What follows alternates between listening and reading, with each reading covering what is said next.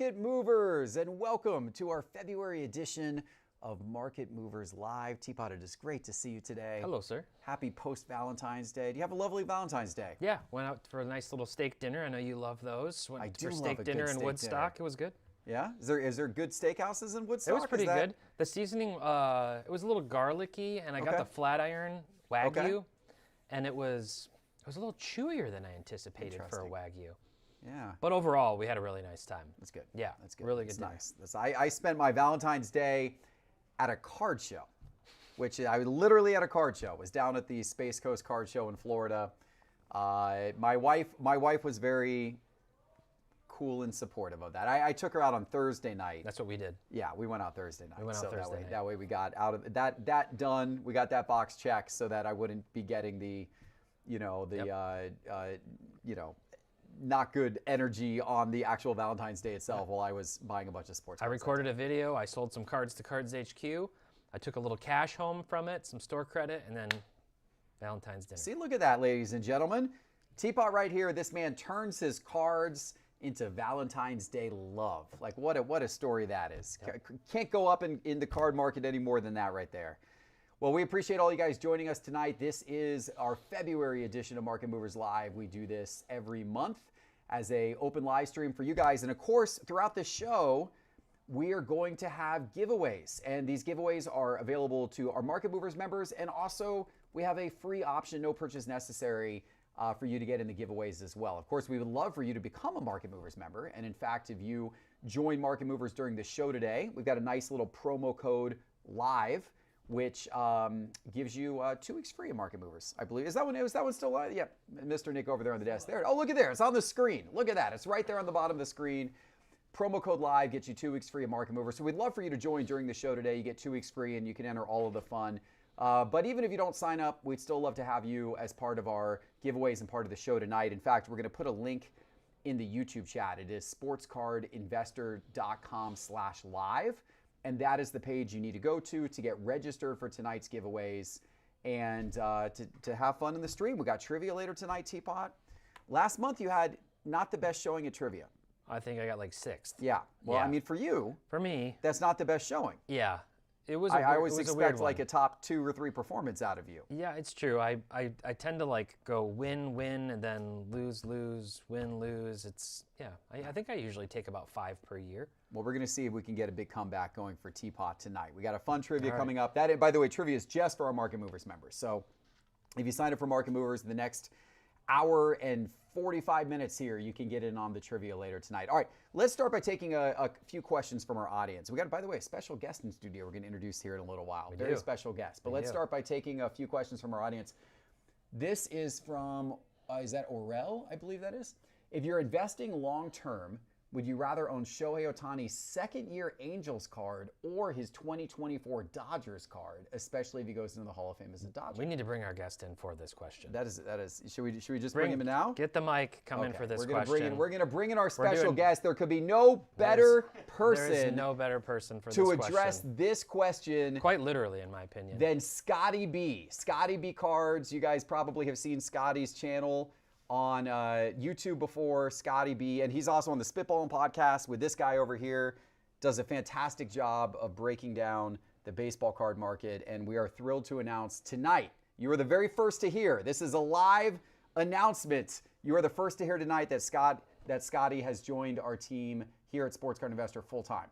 And we're very excited to have him on board, so you will see him going forward in more of our content, and he will be doing a lot of community relationship building work for us as well, which we're super excited about. Awesome. Well, thank you. Welcome, Scott. Happy to be here. Happy to work with you guys often. Happy to do these videos and cards on the table later this week. Yes. So, but in regards to this question, I think there's 2 trains of thought you can have. The first one is Dodgers blue from 2024 is going to be a big deal forever. People are going to like those. Color match. It looks great.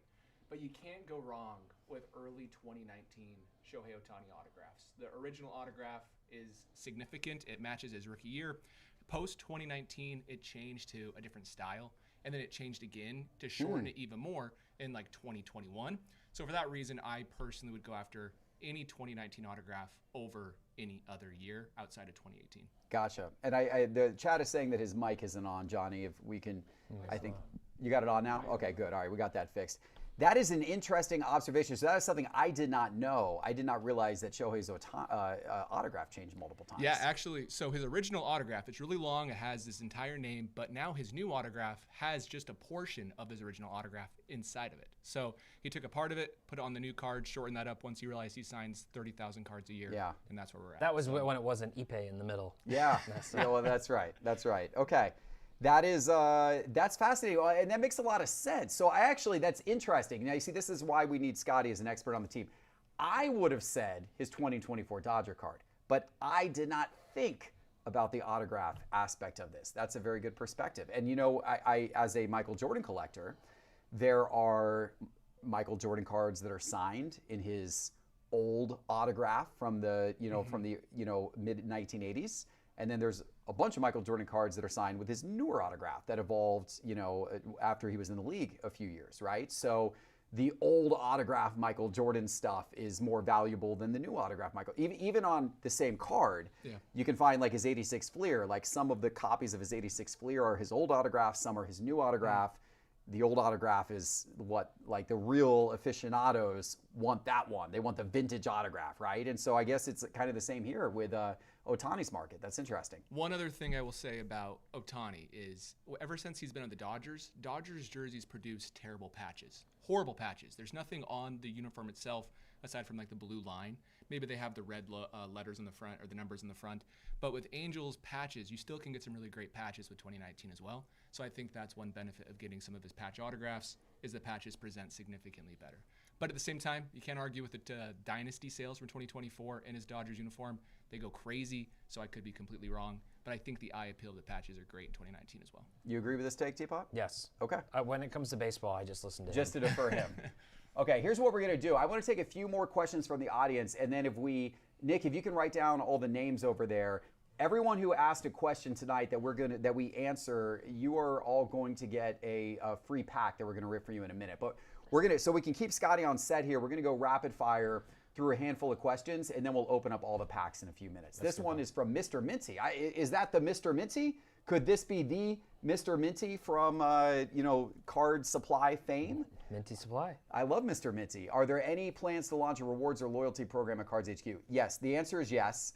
And I am sorry it has taken so long. It has been on our radar of something that we've wanted to do for a while now. We have been a little bit slow with it, but we have been researching to try to figure out the right way of going about it and making sure it's integrated, because we really want something that's integrated in store and on the website, maybe something that eventually even ties into your Market Mover subscription, although we're not going to be ready for that right away, but maybe eventually. And so that's, those are elements of it. So the answer is yes, Mr. Minty. Hopefully in the not too distant future, hopefully, knock on wood, like in the next few months, we're going to roll out with something. So stay tuned. All right, we'll get Mr. Minty a pack. Let's go ahead and grab our next question. Let's go to, this is Ron at E3 IT Services. Does the definition of vintage shift over time? If vintage is considered 1972 and older today, I actually think technically it's considered 1980 and older today, or maybe pre-1980, not 72. But he has a good question. Will it be 1982 in 2036? When we get to the year like 2060, is your Zion Williamson rookies that you continue to hoard, TPott, are they going to be considered vintage in 2060? I remember it was like 2013, and I heard Pearl Jam on a classic rock station and was like, no, stop it. That is not classic rock. I'm not classic yet. But I might be classic now. I turned 40 in October. And the definition of the ranges changes, yeah. I've heard kids at card shows, I'm using kids loosely, like teenagers, refer to 90s as vintage. Yeah. Oh, 100%. And in Pokemon, it is vintage. So there's some relativity to it. I think the sport even kind of depends. When I did my junk wax video, I sort of defined junk wax as, what did I say, 87 to 92. And I said just anything 86 and earlier is vintage. So I'm an 85 baby, but yeah, it definitely moves over time, I would say. I think it's helpful still to refer to things by decades, and obviously we have like pre-war, post-war cards. So there's eras within eras, but I would say it certainly shifts over time. Yeah. Interesting. All right. What do you think? So I have a couple neighbors who are in middle school, and they couldn't believe my birthday started with 19. So yes, we're absolutely going to be trending towards that being vintage. Ty already brought it up at Pokemon cards. We're talking about like 2005 Wizards of the Coast stuff. 2003 Wizards of the Coast stuff is vintage. So it's happening, and a lot of people who would consider like the late 90s inserts vintage to some extent. That's gross. So. It's 90s. Just call it 90s. We call our current era ultra modern, but we can't call this era ultra modern in 30 or 40 years, right? It won't. That won't be ultra modern anymore. It'll so just be the junk slab era. Yeah, well, that could be. That could be the case. PSA used to talk about 2018 to 2020 being ultra modern. And that's just regular modern. Right. So it's just going to continue. Thank you, Ron, for the question. Let's grab our next one here. This one is from Taylor91. If your goal is to pull a one-of-one yourself, what products, any sport, any price range, give you the best chance? Well, I'm trying to think of the products. Typically, I know Nick knows a good one. Oh yeah? I know Nick knows. We're gonna a good go. one. I mean, I won't say it. We'll go to Nick. I won't say it. No, we won't say it. I don't want to spoil his. There are products out there. Keep going. Sorry. Well, I was going to say, generally, the higher priced products with lower print runs, you're going to get a better chance of one-of-ones, right? So I'm trying to think what I pulled one-of-ones out of. I pulled one-of-ones myself out of Topps Transcendence, Topps Diamond Icons, Topps Tributes. These are all expensive boxes, right? Because you get in these high-end boxes where you get down to 1 pack of cards or 3 pack of cards. The whole set has a very low print run. Your odds of getting a one-of-one increase. Of course, you're also paying a lot more for that.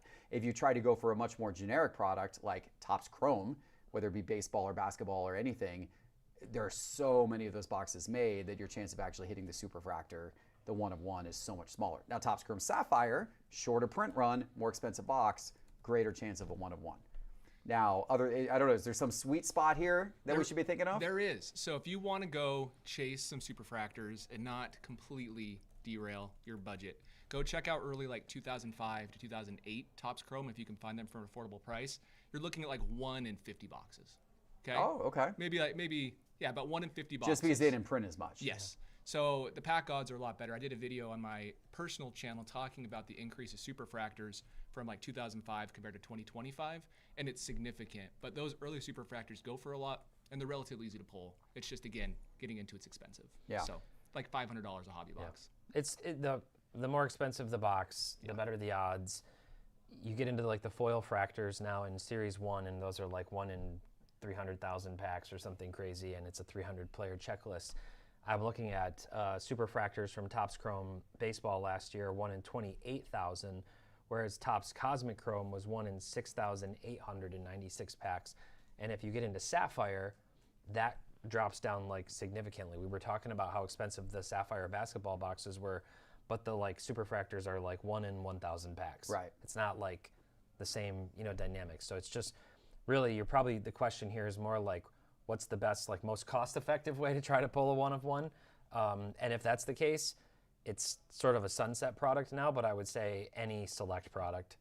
Yeah. Select just had 157 one-of-ones of every player, so you'd have a better chance. And is that really a one-of-one? That's a different debate, but technically it says one-of-one on the card. Yeah, interesting.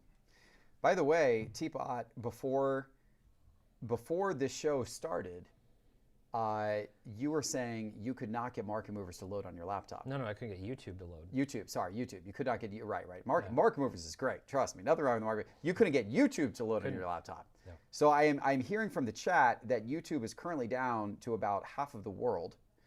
And we only have 161 people in our live stream, which is about half of what we normally would get as of this moment in time. So I actually think YouTube is broken right now, says Chuck Day. TYC says YouTube is down globally. Well, then how are you guys watching it? How are you here if it's down globally? They're that committed. I guess it's down for a lot of people. Chuck Day says this is his lucky night. He's going to get all the packs. He might get all the packs. There may be very little competition for trivia. These people can't even get into YouTube. That's true. So there you go. Well, we appreciate those of you that are with us tonight. That's funny. Well, I guess it's not funny. That's bad for our channel and bad for our videos. If YouTube's not working for a lot of people tonight. Yeah, it's not good. I'm glad to hear YouTube's not working. I thought it was my appearance killing your performance. So I it's good think to you're hear. good. You broke YouTube. I think you're good. Although people are saying that they're still having a little bit of audio problem. I don't know if that's with Scott's mic or what. I'll just let the producer know that there. Johnny on the desk maybe needs to be boosted a little bit. Although I can hear him okay in my ear, so. Yeah, he sounds good to me. I don't know. Maybe you're too soft, TPott. I can hear you too. I didn't put the ear thing in yet. I forgot. Good to me. All right. Everyone's Okay. good. Everything's good. Let's get another question from the audience here. Johnny and Tyrese want to know, if you're new to collecting, how can you tell which parallel or version of a card you have? And hello from Australia. Hello, Australia. How do you want to tackle this one, TPott? Well, first of all, I will say last year at the Topps Industry Conference, I asked their designers about putting the name of the parallel on the card. They just kind of moved on. I don't know what the aversion is. What I've been told by some, and it wasn't them, was that because of the printing process, a lot of people think that Topps moved the serial numbers to the front of the cards because of breaking, and it's easier to know what serial number you hit. You don't have to flip the card over. That may have been part of the motivation, and we know Topps is leaning heavily into breaking, but I've also heard it's just the printing process. So they get the base card printed, all the backs are the same on every card. So they actually want the backs the same, and it's like this uncut sheet. And then the front layering goes on with the stamp and everything else. And as a result of that, they're not going to put like fuchsia to 175 on the front of the card. So that's the logic I've heard, is that it would like complicate and make more expensive and less reliable and introduce risk. I still think they should do it. They print different codes on the bottom, so that's the part I didn't understand. It's like there's a lot of different codes depending on the card, but they should put it on the card. So outside of that, what do you do? Well, Market Movers actually has a really nice feature. If it's a card that's tracked in our database, of which we have 6.5 million cards now, you can tap that little variation selector, whether it's on web or mobile. In fact, let me pull up Market Movers and just show you this. Let's do this. Johnny, if you can pull my screen, my computer screen up. So whether this is the same on web and mobile, if you click the little variation selector on any card that you've popped open, it will show you all of the different parallels. And it'll show you the serial numbering, and it'll show you the price and the last sale date. So you can do that. On the mobile version, you actually have an option to toggle that between a list view with like the description like this, or to a visual that will show you the colors. So like if you were to click on Aqua Holofoil, it'll show you the picture of all these in like a thumbnail grid. That's planned for mobile or for web as well, but we're focusing on mobile right now with some additional features. So that's a great resource tool. And the other thing is, if you're in Market Movers and you come in here and you just type anything in, like let's just say Ohtani, just type the serial number in, the denominator, like 175. I don't even know if there are cosmics to 175, probably not. Maybe there are. And that'll kind of help you figure out what it is too, just by looking at other listings that have, items that have sold. Now that's not always accurate. People on eBay get it wrong, but that's generally a good rule of thumb. If it's not in our tracked database, then it's probably in our sales history. So you can just type whatever the player's name is, the year number, the set, and then just the /175, and you can help identify what the name of it is. And then just look up the checklists as well. There you go. Thank you for the question, Johnny and Tyrese from Australia. Appreciate you. And by the way, once again, guys, if you would like to take advantage of those features in Market Movers, we'll put that coupon code up on the screen again. It is coupon code LIVE, and that's going to get you 2 weeks free of Market Movers when you sign up during the show, marketmoversapp.com, promo code LIVE. Okay, the clarification on the sound, Johnny, is that all of our mic levels are a little low. So if you can just boost the entire show up a little bit, that's what the chat would love to see. Also, we have some angry people in the chat, TPott, that we have not yet added. Donruss WNBA.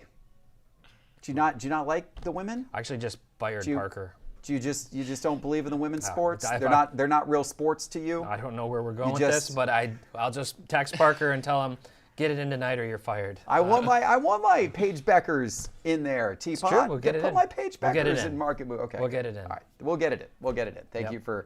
Thank you for the request. Let's do one more question, and then we're going to rip some packs for these fine people who have been asking these questions and joining us on YouTube tonight. This one from Mr. Healy.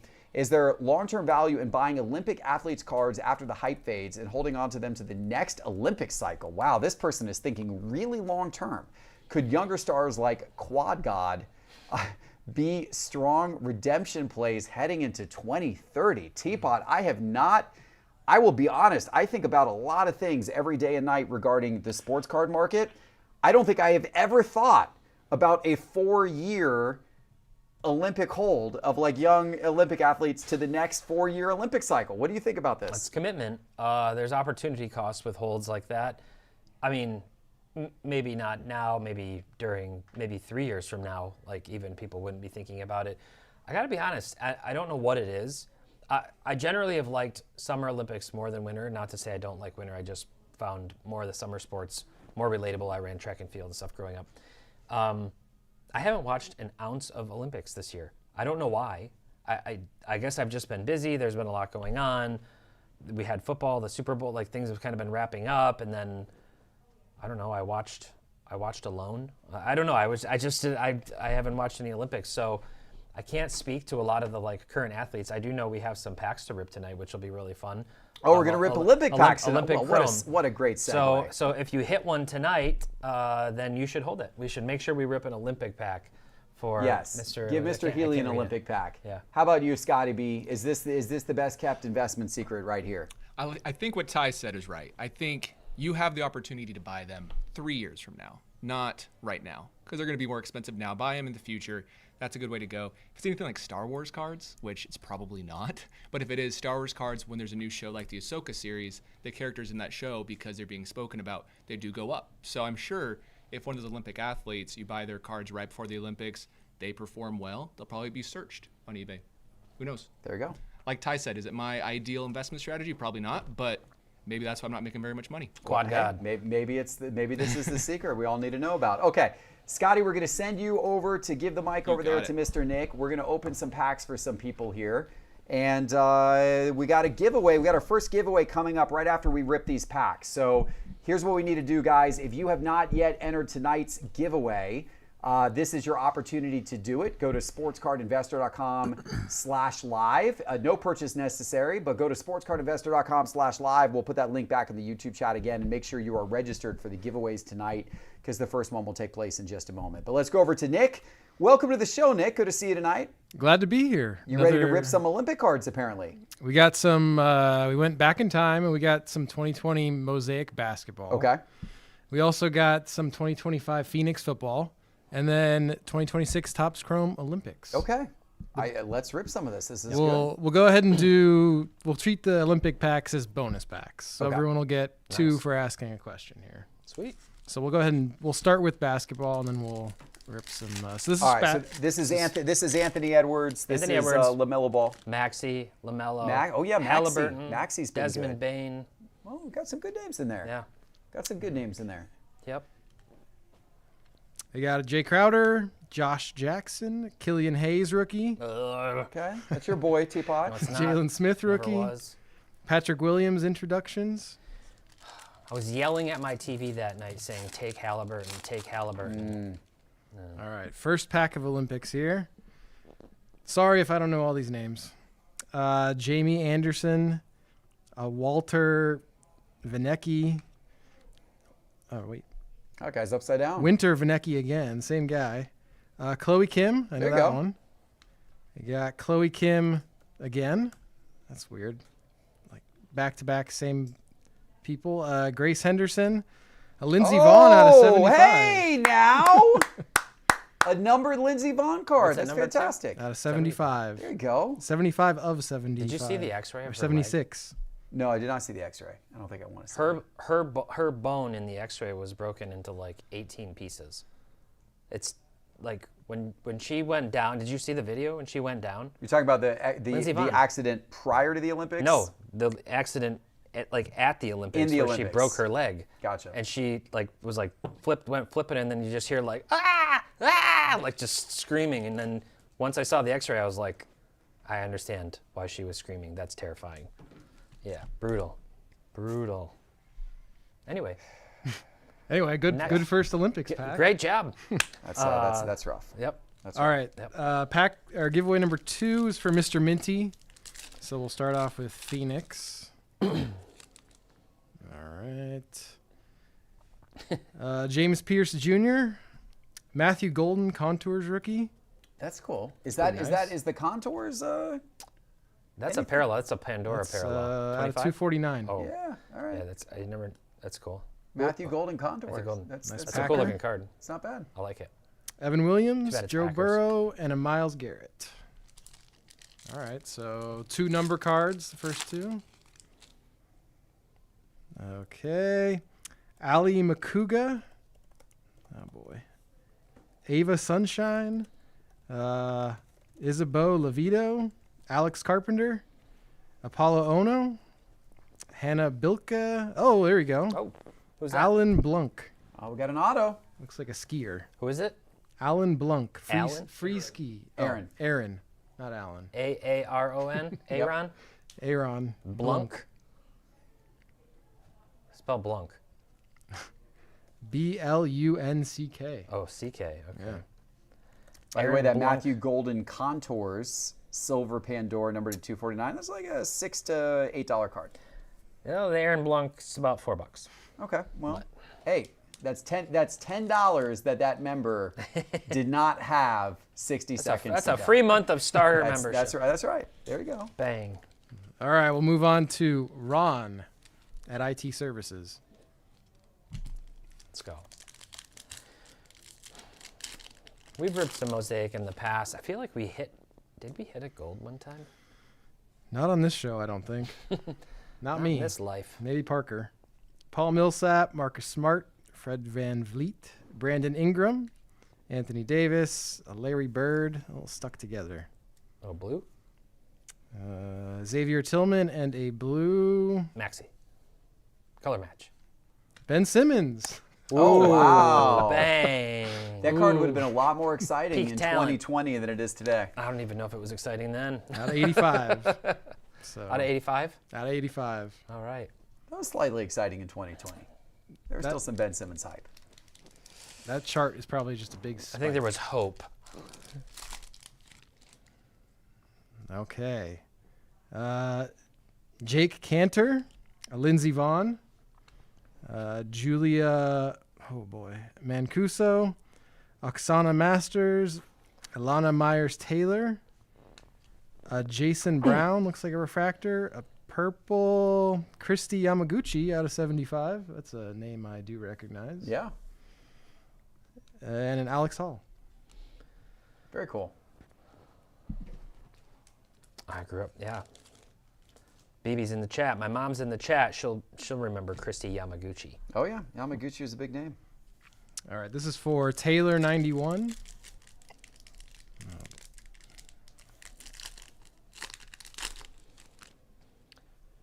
All right, Tyler Loop, another Contours Amon-Ra St. Brown. Yeah. Nice looking I card. don't know if that's just the base. That's just the base contours, Yep. yeah. Yeah, those are nice.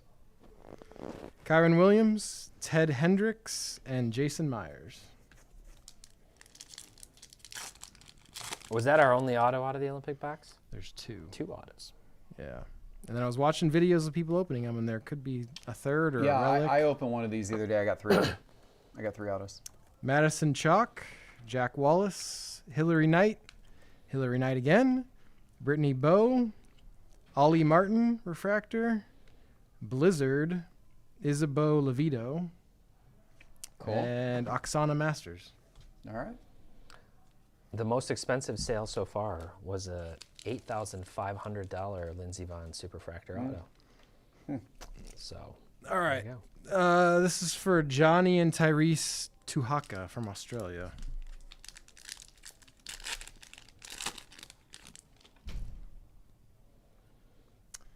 Sabonis, Tyus Jones, Kyrie Irving, Drew Holiday. There's an Anthony Edwards rookie. Okay. NBA That's the debut, yeah. Yeah. It's one of the ones we're looking for. Manuel Quickly, Quickly, yeah. Yeah, he's in here too. LeBron James National Pride, and a Blake Griffin. Hall of Fame candidate? Blake Griffin? Yeah, Ooh, Blake Griffin. I think we got I don't think some he sort was- of I think relic he's just in here. finalist. Fat card. Brittany Bowe, Jordan Stoles, Ryan Cochran Siegel. That looks like a Shane Davis, long track speed skating. Oh, he's piece popular. of his suit. He's popular. Is that race used? Do we have a race used suit? It doesn't say. Does it say player used memorabilia? Player used. Okay, so not player worn, but player used. I guess they don't have games. That's true. I guess it's not game used per se. Event used, perhaps. Oh, Shawnee Davis. All right, one more for M. Healy. Well, that's a good point. In the chat, Rams Lights asked if there are no men's hockey in the packs because the NHL licenses prevents it. Might be, yeah. Probably. Maybe. Could be the case. Probably. Interesting. Jalen Noel, a Dylan Sampson rookie. Quincy Williams, Mike Haynes, and a Ben Roethlisberger. All right, last pack of Olympics. Ryan Cochran Siegel, Nick Goper again, Hannah Fallhaber, Charlie White, a purple Chloe Kim out of 150. That's another name I recognize. Didn't she win gold? Yeah, I think so. And then another 2 back-to-back numbered cards. Brenna Huckabee out of 75. Look at Same that. pack. Look at that. And Hannah Teeter. Cool. Teeter. All right. Well, thank you very much, Nick. So now we're doing the giveaway? Let's do a giveaway. Let's do More a giveaway giveaway. for the audience. And All maybe right. since we just opened up a bunch of packs, maybe we'll ship some We'll just ship packs those. sealed to people here. Sure. So we're going to do our first giveaway of the night for everybody who's entered the giveaway. We have 2 more of these coming up, too. Yeah. But let's bring up Teapott's screen here. I got it. So how many giveaway spots do we want to give away here, Nick? We could do 5. Okay, first 5. Okay. So you're going to random this 3 times? Yep. 1, 2, 3. All right, we got Lance Bowman. We got Donald Pointer, Lance Bowman, Dustin Busher, Card Oasis, and John Salas. Okay. So if that is your name, congratulations. We will send you some packs. We'll keep those packs sealed for you and send those to you in the mail. If your name was not one of those top 5, fear not, because you got 2 more opportunities tonight to win. And you don't need to enter again. As long as you entered one time, you're good. But if you did not enter, go to sportscardinvestor.com/live. No purchase necessary. And you can enter there as well. All right, let's do Teapot. Let's do a little aisle scanning. Okay. How you feeling about a little aisle scanning Let's do tonight? it. Is that Let's thing see- fired let's- up? Let's see if this thing is fired up Is and that ready to working? go here. I'm going to send you out there. Space Maybe contraption? you should go out there with Scotty I'm going B. to take Scott. Take Scott out there. I want you guys go to the baseball card aisle. Okay. And you guys, we got the baseball season. We'll go We got spitballing. spring training getting underway here. You guys give me a little commentary on a few baseball cards that you think would be good pickups right now heading into the season. Am I on camera? You seeing me? We lost the Osmo. Oh, hold on one second here. Well, it's got a battery. It's not. Oh, now we got Teapot. Okay. I'll just You carry wanna this. just carry that? Yeah. Look at that. Look at me. Let's do it. Here we go. Fantastic. All right, we got Teapot's chest here. We got Teapot's Adam's apple here. This is like real live vlogging stuff here. So believe it or not, I All got right, it backwards. Yeah, Teapot. I got it backwards. Yeah. Oh, look at this. I was pointing it at producer things. Johnny's here. Wow, look at this. believe it or chaos, not, I ladies bought a and card gentlemen. today. We are Came we to are work and I clearly spent all my we are money on clearly cards. live This is right going to be now. a really bad arrangement for me. We are clearly You live. bought a ooh, I like that. Let's go, Austin Riley. Austin Riley. I love any color. Okay, match. I want to get your thoughts on this. This is an Acuna RPA. Okay, it's from Luminaries, which is not Dynasty in regards to like collectability, but you can't tell me it's not a good-looking card. It's a really nice card.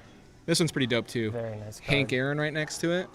Actually, a really good Hank Aaron autograph. A lot of his autographs get really Yeah. streaky. That's not the right word, but shaky is probably the right We word. always, yeah, they do. We always have nice Brave stuff here. I feel like there's a nice Blake Baldwin. He's come into our shop before. Oh, cool. Hung out.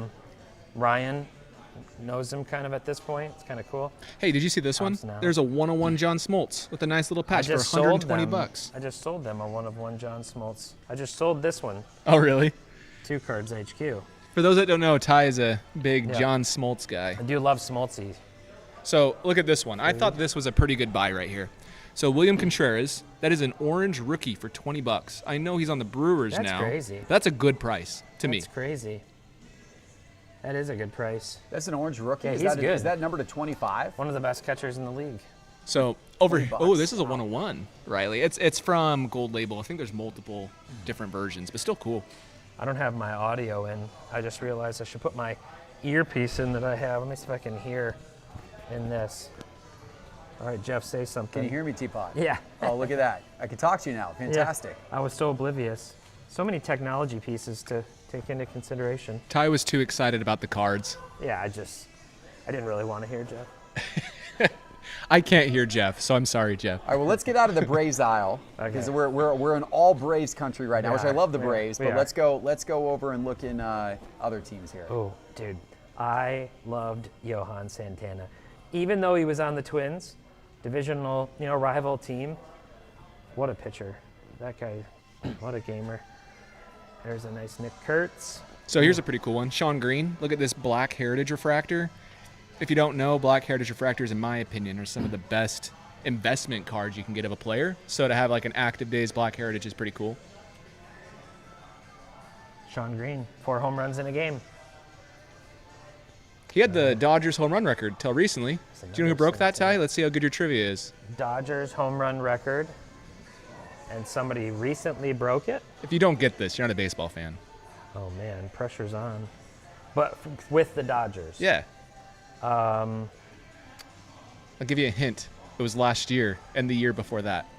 Oh, gotta be Ohtani. There you go. You Yeah. got it. I'm surprised though that he has the Dodgers record already. For a single season. For a single season. Not, I thought you meant like all time. Oh no, my bad. Like I what? should have worded that better. Yeah. So here's kind of a over here. When you get over here, I can show it to you. I'm kind of high on Trey Turner a little bit, if I'm being honest. I was doing my annual "Is this guy going to be a Hall of Famer?" analysis. Trey Turner, at age 32, has 47.6 WAR, which is 12th all time for a shortstop. So, sneaky Hall of Fame buy. Who knows? Sneaky. Who knows? There's a Max Clark. Ooh, I'm high on Max Clark. Joey Votto Dynasty. Yeah, it's got like a little mark on the patch too. Character. That's like one of the times a defect is a nice thing. I like these a lot. The Constellations. Yeah, Constellations. I don't know if I like a Matt Shaw a lot. That's a really nice crystallized Roki. Very cool card. Probably time to just send this one off Yeah. for consignment. I saw that one today. It made me chuckle. Probably just ship it. Just cut your losses. So it turns out he actually did tip pitches or cheat in the postseason Oh, great. in Oh, 2024. here's what I was looking for. I've almost bought this like 9 times, this Scooble, but I have enough. I don't want to say I have enough Scoobles, but I have a good amount of Scoobles. I just sold a Scooble or 2 to Cards HQ. Look at this Mickey Mantle. Everything about that, the gold refractor, the image, the Game Worn Yankees patch, pretty dope. Let's take a look at a few graded cards here as well, Okay. and then I'll have you guys come back We're in. gonna look at some graded stuff. Oh, by the way, there's the Bob The Ross. Bob Ross. Ridiculous. I mean, in a good way. Oh, I saw this Ricky. That one jumped out at me. There's actually that's a nice Ricky, PSA 9, and then this Jackie. Even though it's a 1, It presents nice pretty well vintage for in here. a 1. A little bit It of does. paper loss is all. That's yeah, why. the scratch across his eye is kind of the only majorly offensive thing on there, I would say. It's a difference between that one and that one. Yes. Very different. That's a eye feel. nice Jackie. Did you show that one yet? Nice SGC 4.5. Presents really well. Good color on it. All right, I'll show some. Let's go to the Ultraman. There's some really nice Kershaws in here. Yeah, that's a beautiful Kershaw. Yeah. This one you'll like this one, Ty. This is his Stadium Club. Yes, I do. It's 1/1 autograph. Yep. I'm going to be ripping Stadium Club all day tomorrow on Cards HQ breaks with our breakers, with Big E and Lechner. All Kings, Pete Alonso. Love the All Kings. Love All Love Kings. the All Kings. Did you show this Nice. Ohtani RPA? That's nice. That's a great image. Anybody wants a cool, quote unquote, affordable Ohtani RPA? Gosh. Affordable. By the way, all these graded cards are available on cardshq.com. So if anyone out there watching, if anything catches your eye, cardshq.com. Early you should be able to Finest grab it there. is some of my favorite baseball cards ever made. Yep. Yep. Like we said in the recording, that's Right. Vintage Finest right there. Yep. Lots of big league. If anybody needs some budget slabs, lots of stuff there for your kids. Dingler. Let's end on a dingler, and we'll come back in. All right, let's bring you guys back in. Thank you for the little tour out there. Got to see some nice baseball cards here leading into the season. So that's pretty cool. Hope you guys are enjoying spring training being right around the corner. It's kind of an exciting time for the year, and hopefully you guys have some nice cards in your collection. Maybe some ones that will go up this season. All right, thank you for that. Thank you, gentlemen, for doing that. TPott, I think we should do a spinning wheel debate. Are you ready for this? I'm always ready for that. All right, so here's what we're gonna do, ladies and gentlemen. I'm gonna give this wheel a little spin, and I'm gonna have both TPott and Scott tell me whatever player comes up with. Do you think this player is a buy, sell, or hold right now, and why? And here we go.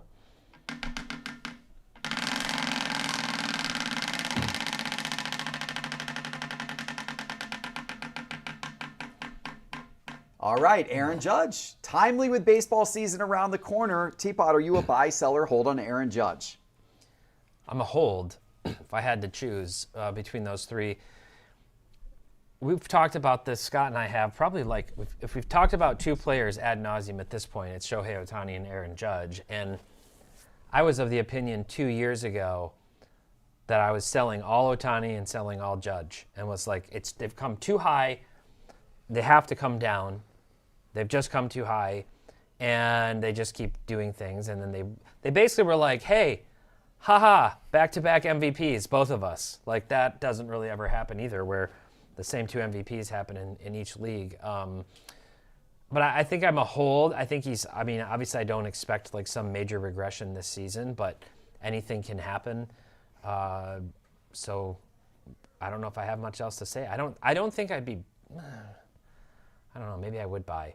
It's like if he comes out and wins a third MVP in a row, or he comes out and he hits 55 home runs and, leads the league in OPS again, you're going to, he's got to, if you look at Ohtani and you look at Judge, you're like, oh, there's actually quite a bit of room for him to come up. Sure. So I don't know. What do you think, Scotty? It's tough. Ty's hinted at it, but one more big Aaron Judge season is huge for his legacy. And we haven't even discussed the the opportunity of him winning a championship. If either of those things happen, I don't think we've even seen the start of Aaron Judge prices. But he's making it hard to say he's a buy. If you'd have asked me a month ago, I would have said buy. But in the last month, I bet you if you look at market movers, he's up 20% or something crazy like that. On certain cards, but for sure. There are some cards I would buy of Aaron Judge right now. I've actually looked at Aaron Judge cards recently. I haven't pulled the trigger because they're expensive, but I wouldn't blame anybody for doing so. Yeah. It's a championship would really help him. I mean, that's one thing that's really boosted Ohtani over the last couple of years. Back-to-back World Series championships. If the Yankees could get one, that I think would definitely add to Judge's legacy. Geoff, do you know how many people have 3 MVPs, let's say 4 MVPs, and a World Series in baseball? I mean, the list of 4 MVPs in general has got to be almost nobody. So did Mickey Mantle didn't even have 4, did he? Nope, just Ohtani. Barry Bonds had 7, never won a championship, just Ohtani. And it's one of those things, obviously MVP voting was different back then. They didn't quite vote based off of player success. It was more team success and the best player on the most successful team. But Ohtani's there, and Judge has that opportunity. If he wins one more MVP, he's in that exclusive club of just Bonds and Ohtani. Yeah. And I think that matters. Yeah, I agree. I like it. All right, let's do another one here.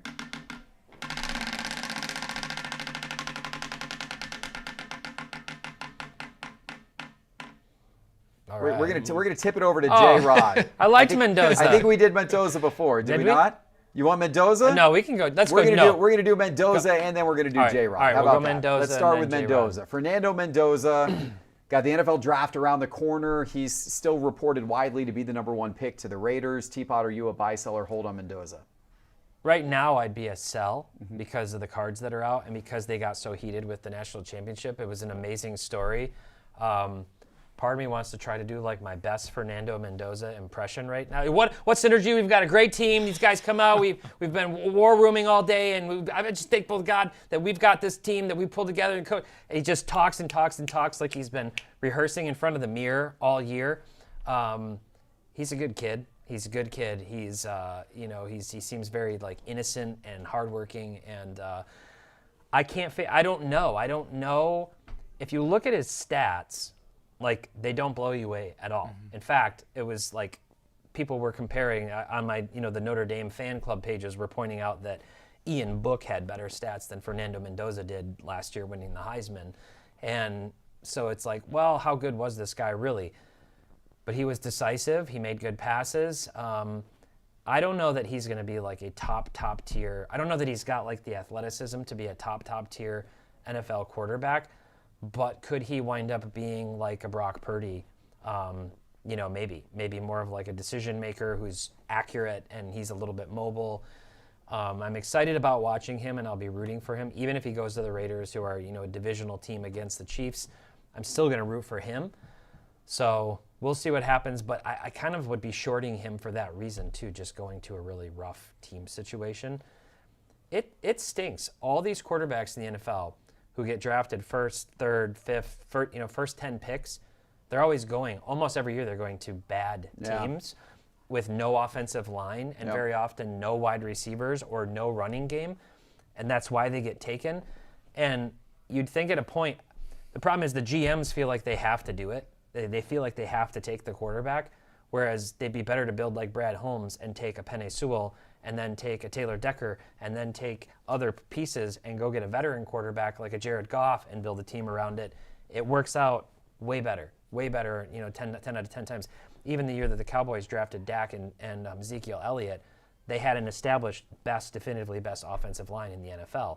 So these guys need to come into situations like that, and it's really, really tough. Yeah. When you have 2.7 seconds to make a decision with elite corner speed and things, it's tough. So I'm not a buy right now. I'd be a sell. But I like him a lot. How about you, Scotty?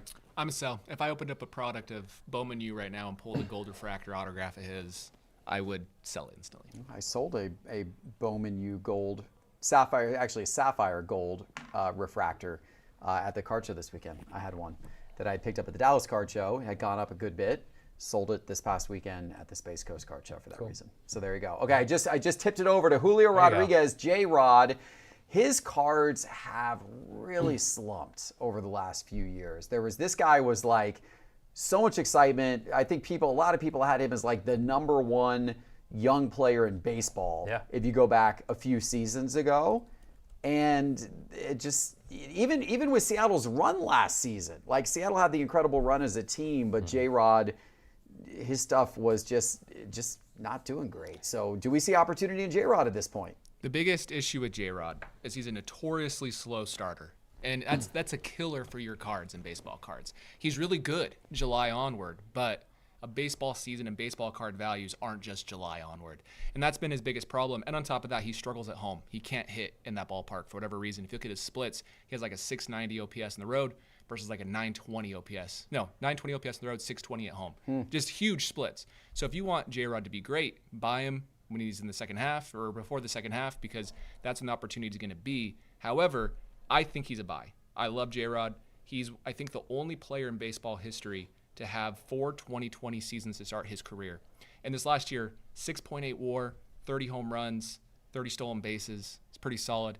And he has the WBC this year, which maybe will get him started earlier than he typically does. Okay. It was like the quietest 6.8 WAR season ever. I mean, until pushing to the World Series. Yeah. And he had some big home runs, some big moments in the playoffs. I like J-Rod a lot. I was worried about him last year when I made that video about like these players' cards are officially dead. I put J-Rod into the like on life support, not because I didn't believe in the talent, but because there had been sort of this perception almost that like he wasn't living up to the hype threshold, and that's why his cards prices came down so much. I don't know. I kind of put he and Acuna into like the same bucket at this point, like different reasons, but You want to see it. You want to see those milestone seasons from both of them, and J-Rod has the potential to do it. I think he's going to have a good season this year. I really do. Only 24. Turns 25 next year. What has he done in his 4 seasons? 3 top 7 MVP finishes in 4 seasons. So he has not hit his full potential. Yeah. In the year he does, he'll probably win MVP. Yeah. You look at that like 28 to 31-year-old range. You know, we could be looking at a guy we could look back to this live stream and be like, what the heck? Yeah. Why did we ever doubt this guy? Wow. And he was in 2022. Bobby Witt and J-Rod were the rookies, and J-Rod was the guy, but Witt has passed him, and maybe that's a good time to buy it because of it. So. Yeah. Have you been telling people to buy John Morant cards, TPott? Nope. You haven't been? No. In your last Market Movers video, you didn't say anything? I got some people coming after me today saying, I don't know. Get control of your boy TPott. He's telling people to buy John Morant cards. Is this fake news? I don't even know what they're talking about. You don't even know what they're talking about? I think there was a Panini 1-in-1 card that I said was a cool photo. I don't know. Someone told me how to get a hold of you. I don't know. The channel's grown enough at this point that people remember things I didn't say or I don't know. All right. No, I'm not a Ja Morant believer. All right, I'll clear you of your Ja Morant. Let advice. me clear myself right now. I won't clear you of the Ja Trevor Morant. Lawrence telling everyone to sell Trevor Lawrence. I won't clear you of that, but I will clear you of the Ja Morant allegations that you were telling people to buy Ja Morant cards. I don't know. Yeah. Okay, we're going to do another giveaway in just a couple of minutes here, guys. So if you have not yet entered the giveaways tonight, go to sportscardinvestor.com/live to enter the giveaways. No purchase necessary. If you already did that once tonight, you don't need to do it again because it's 1 entry per person and we scrub the list. So don't bother doing it again, but you will be in all of the giveaways tonight. So TPott, we'll let you get the giveaways up if you'd like. And let's take a couple more questions from the audience and then we're going to run the next giveaway here. All right, so this one comes from Darren B. If you had $10,000 to invest in cards, would you spread it across 10 to 15 mid-range cards or go big on 1 to 2 higher-end pieces? That's a great question. Scott, I would love to get your perspective on this one. Oh, man, that's a tough one. Because if you're smart, if you put it into 1 to 2 higher-end cards, you'll be really happy with yourself. But if you're not confident in one particular player, spreading it across 10 to 15 cards mitigates some of the risk. Yeah. So for me, if there's someone I'm really confident in, I want the best card of that person I can get. And so I would personally go with 1 to 2 higher end pieces. And the old me would not have done that. But the new me is like, okay, I feel good about my analysis. I like this player. I like this card. It's the best card this player has. So I want this one. So in general, and especially if you take the risk out of it, if you're talking about guys who are already at the end of their careers and very well proven, or if you're talking about, retired Hall of Famer type players, then in general, going for the 1 to 2 higher end pieces is going to in general get you your best investment return. And I actually did a video about this on the Jeff Wilson Show channel where I talked about the importance of the grade. And I actually showed comparisons of how the PSA 10s of whether it was Jordan's 86 Fleer or whether it was, the Magic Bird card from 79. I went across all different sports, all different iconic cards. And like the top graded version that was accessible, the lowest population top graded version from a percentage increase outpaced the next grade down and the next grade down below that. So like if you look at like what the Jordan 86 Fleer has done over the last 5 years or 10 years, the PSA 10s from a percentage growth have outperform the PSA 9s and the PSA 8s quite significantly. You're seeing more and more separation. And I think it's this idea that the higher end pieces are harder to attain, harder to come by. They're sometimes not very accessible. Sometimes they trade and come up a lot less often for auction as well. I mean, it's a lot easier to buy a PSA 8 Jordan or PSA 9 Jordan. There's probably a whole bunch of them on eBay right now, where there's probably not a PSA 10 Jordan on eBay. And that's not even the best example because that's actually over a pop 300 on the PSA 10 Jordans. That card's just very valuable because of what it is. But if you get into lower pop, then generally that, those really high-end, low pop, great cards of the great all-time great players are going to appreciate faster than the ones that are like the next grade down. We were talking at lunch today about the LeBron gold refractors. Yeah. Not his rookie per se, but just like all of the gold refractors. I bet a few years ago those were probably 10 grand. I don't know how many years ago, maybe it was a lot further back than I'm thinking. But if you go look at those cards at 10 grand versus just like 10 refractors that were probably $1,000 each or whatever it would have been, that gold has far outperformed everything else. You're correct. So that's exactly what you're saying. And realistically, those cards, the potential's significantly higher. Yeah. You look at like something else like watches or any consumer good with a collectible, investable aspect to it. The lower, cheaper stuff, like if you're charting it, it kind of moves in sales dollars like this, and then you get into like that lower to mid-range, like the $50 watch, and you're gonna have your chart's gonna go like this, and then you get into like the over 200, and it like actually dips because there's like purchasing power distribution across different people. Once you get into the category of true rarity, which fuels true scarcity, true demand, where there's only a few pieces to go after of the thing, you have people who are like still in orders of magnitude of wealth above that typically, and then it's just a status thing that they're competing for, which is a very different dynamic than when you're in the lower end market. All those different tiers have very different dynamics to them, and I think that's one of the things that fuels them. And then if you buy, a record-breaking Kobe Bryant one of one, you then just control the market and then tell people on Fox and Friends what it's worth. Six months later, apparently that's it's how it works. already gone up $5 million magically, even though that it hasn't gone to market to prove that. You can just say this card has now gone up $5 million, and they'll go, and then you control those cards. So that's also worth considering. There you go. All right, Darren, thank you for the question. By the way, my Jeff Wilson Show podcast and YouTube, which comes out tomorrow morning, actually goes into that topic in a lot more detail. So if you're interested in hearing more about investing in rare, unique cards, check that show out tomorrow. All right, that was from Darren. Let's take one more question, then we're going to run the next giveaway. This one is from Noah. What makes sports cards a strong investment, and where do they carry the most risk? Well, okay, that's a very general question. TPott, what, you want to take a shot here? Well, they carry risk because you just saw the Classe out there, and Yep. there were other athletes who do things, and there was a really bizarre video over the weekend of Michael Jordan that was odd that people are trying to rationalize now. And look, anything can happen. While the player is alive, anything can happen, and then perhaps even posthumously things can happen. Athletes are people, and their reputation does carry a certain weight for good or for bad. Not to mention their performance and their legacy from the respective sport that they do. So there's a lot of risk, and then there's just the in-season injury risk. We already saw Corbin Carroll and Jackson Holliday both out for the season, and then lower, even less desirable, I'll say, players are already out for the season with Tommy Johns and labrum surgeries. And injuries stink; they really stink, and that's the biggest risk. That's the most common risk, is not only like miss a season, but they can end their career. They can get the yips. All kinds of things can happen. So there is a lot of risk, but what makes them a strong investment is that they anchor us to the nostalgia of sports. They are an expression of our fandom. They are pieces of history.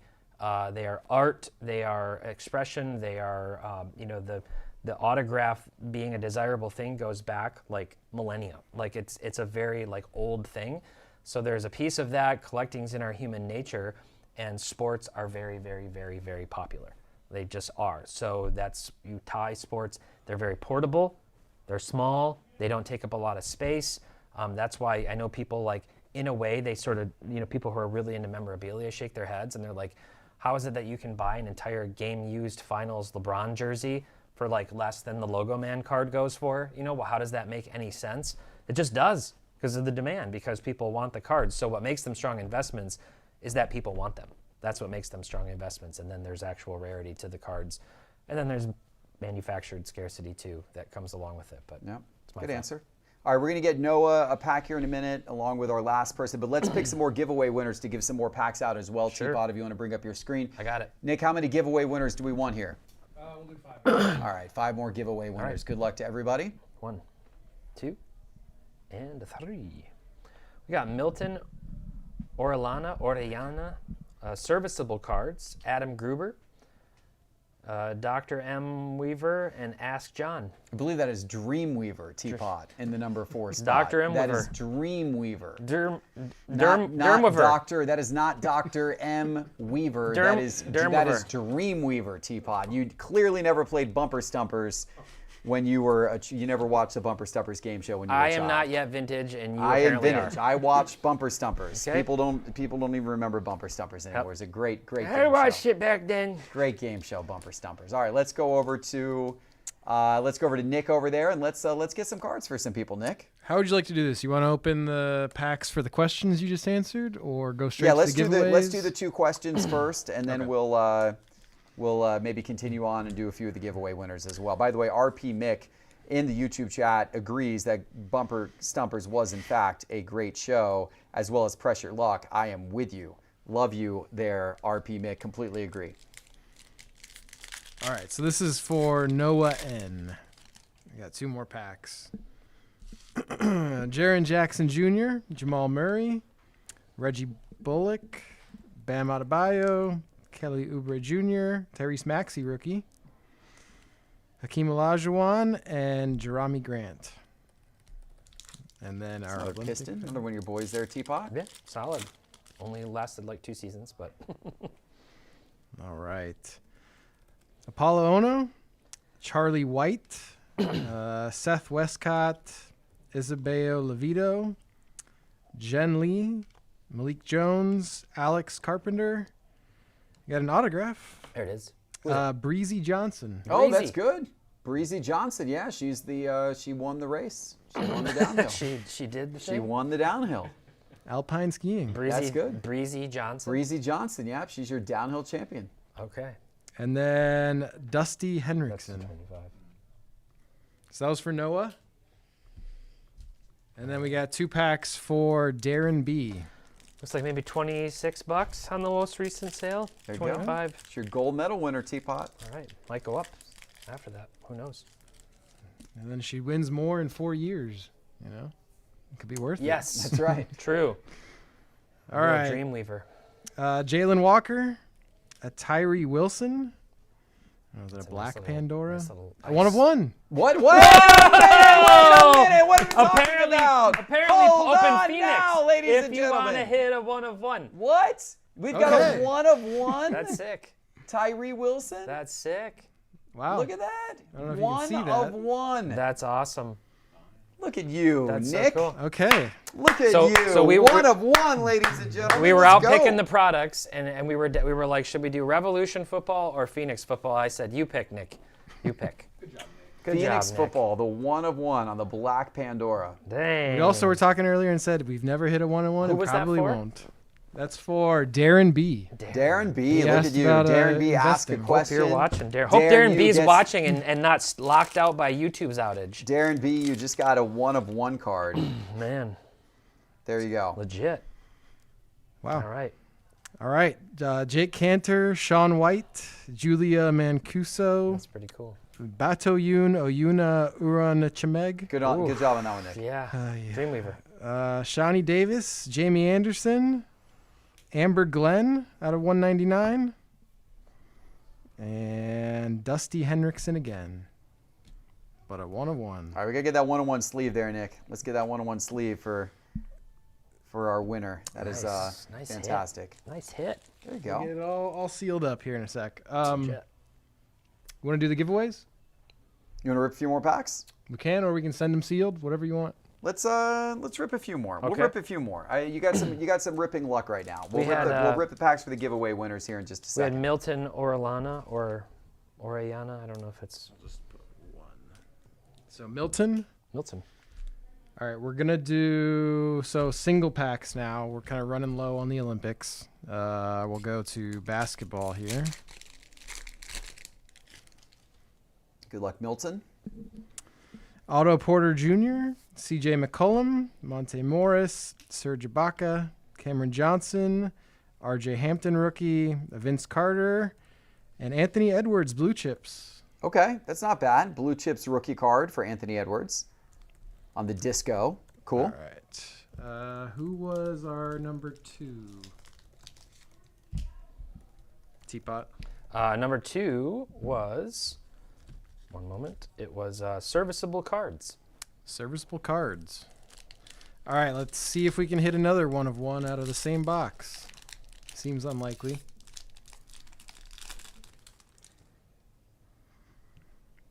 Arian Smith, James Pierce Jr., I guess an orange Pandora, out of 189. Josh Allen, Trevor Lawrence, and a Terry McLaurin. And number 3, Teapot. Number 3 is going to be Adam Gruber. All right.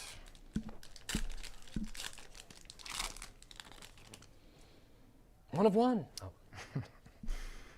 We got a Cody Zeller, a Ricky Rubio, Duncan Robinson, Cameron Payne, Jared Allen, Tim Duncan, Aaron Nesmith, rookie, and Tim Hardaway Jr. All right. And 4. 4 is going to be Dr. M. Weaver. All right, Dr. M. Weaver. Dr. M. Weaver.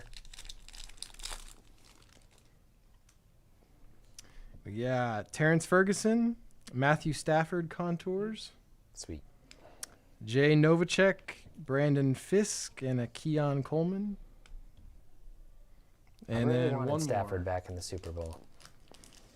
Yeah, that would have Really- been nice. Really wanted him there. Yeah. Win a second one. He would have won MVP. it. He would have won it. He would have won it. They would have won it. Oh, yeah. All right, last one is Ask John. Best teams this year were definitely in the NFC. Yep. All right. The Lions were 9-8 and got last in the division. Jerami Grant, Tim Hardaway Jr., Bogdanovic, Kevin Durant, Tyrese Halliburton, rookie, Well, Halliburton rookie. and Denny Avdija. Denny Oh. Avdija. His stuff good. has come up a lot. Yeah, it's pretty good. Okay. Having a good year. Excuse me. All right, thank you to all of our giveaway winners. If you didn't win anything yet, do not fret. We got a third giveaway plus our trivia tonight. Now, our trivia is just for Market Movers members. If you'd like to sign up for Market Movers, you can do so and you can get in the trivia tonight. We're going to put a promo code back on the screen again. You can go to marketmoversapp.com, promo code live. There it is at the bottom of the screen for you if you'd like to sign up for Market Movers. If you do that in the next 30 minutes or so, you can join our trivia game, which will be taking place here towards the end of the stream tonight. That's always a fun one. We got some great gift cards for folks who are in the trivia game tonight. But you can enter all the giveaways, no purchase necessary. Just go to sportscardinvestor.com/live. By the way, very important information. If you have won any of the giveaways tonight, we need you to fill out our prize winner form so that you can claim your prize and we know how to ship it to you. Once again, go to sportscardinvestor.com/live, and we are also going to pin a direct link to the prize winner form in the YouTube chat. So if you are not a member and you don't have access to that page, we will pin a prize winner link in the YouTube chat so that you can still get directly to that prize winner form.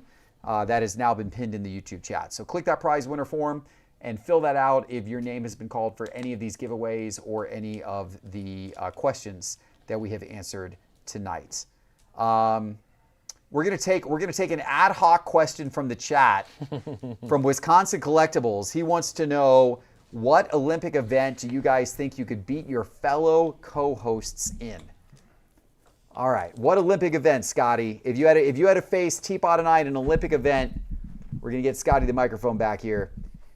Apparently, it's dashing off set unexpectedly and quickly. That would have been the better. I'm scared of Teapot. You're If scared. there's I will any tell you, competition, I'm out of here. Anything that involves use of your knees, you could definitely beat me at. That's what I was going to say. I bet you I could beat you in sprinting. That's not Winter Olympics, though. Well, I was fast. I've How old are gained you weight now, because of my Ty? bum knee. Yeah, I probably can't run as fast as I used to. You used to be a wrestler. How about wrestling? I feel I could beat either of you in wrestling. I bet still you. with I my bet you bad- could beat with me my with bad wrestling. knee. I have no doubt in my Wrestling, yeah. I was thinking like something like curling. Okay. mind. Anything throwing, I would lose. I tore my labrum. Yeah, you and I both. I hit 30 and I tore my labrum. Yep. So That sounds bad. Yep. I'm going downhill skiing. I'm a good skier. Yeah, you go Yeah, skiing that's- like once a year. I like skiing. You guys I'm didn't go actually a good this year. skier. Oh, we're going in 2 weeks, There you Teapot. go. Okay. You're going to be congratulations, you're going to be doing the top 5 in 2 weeks because I won't be here.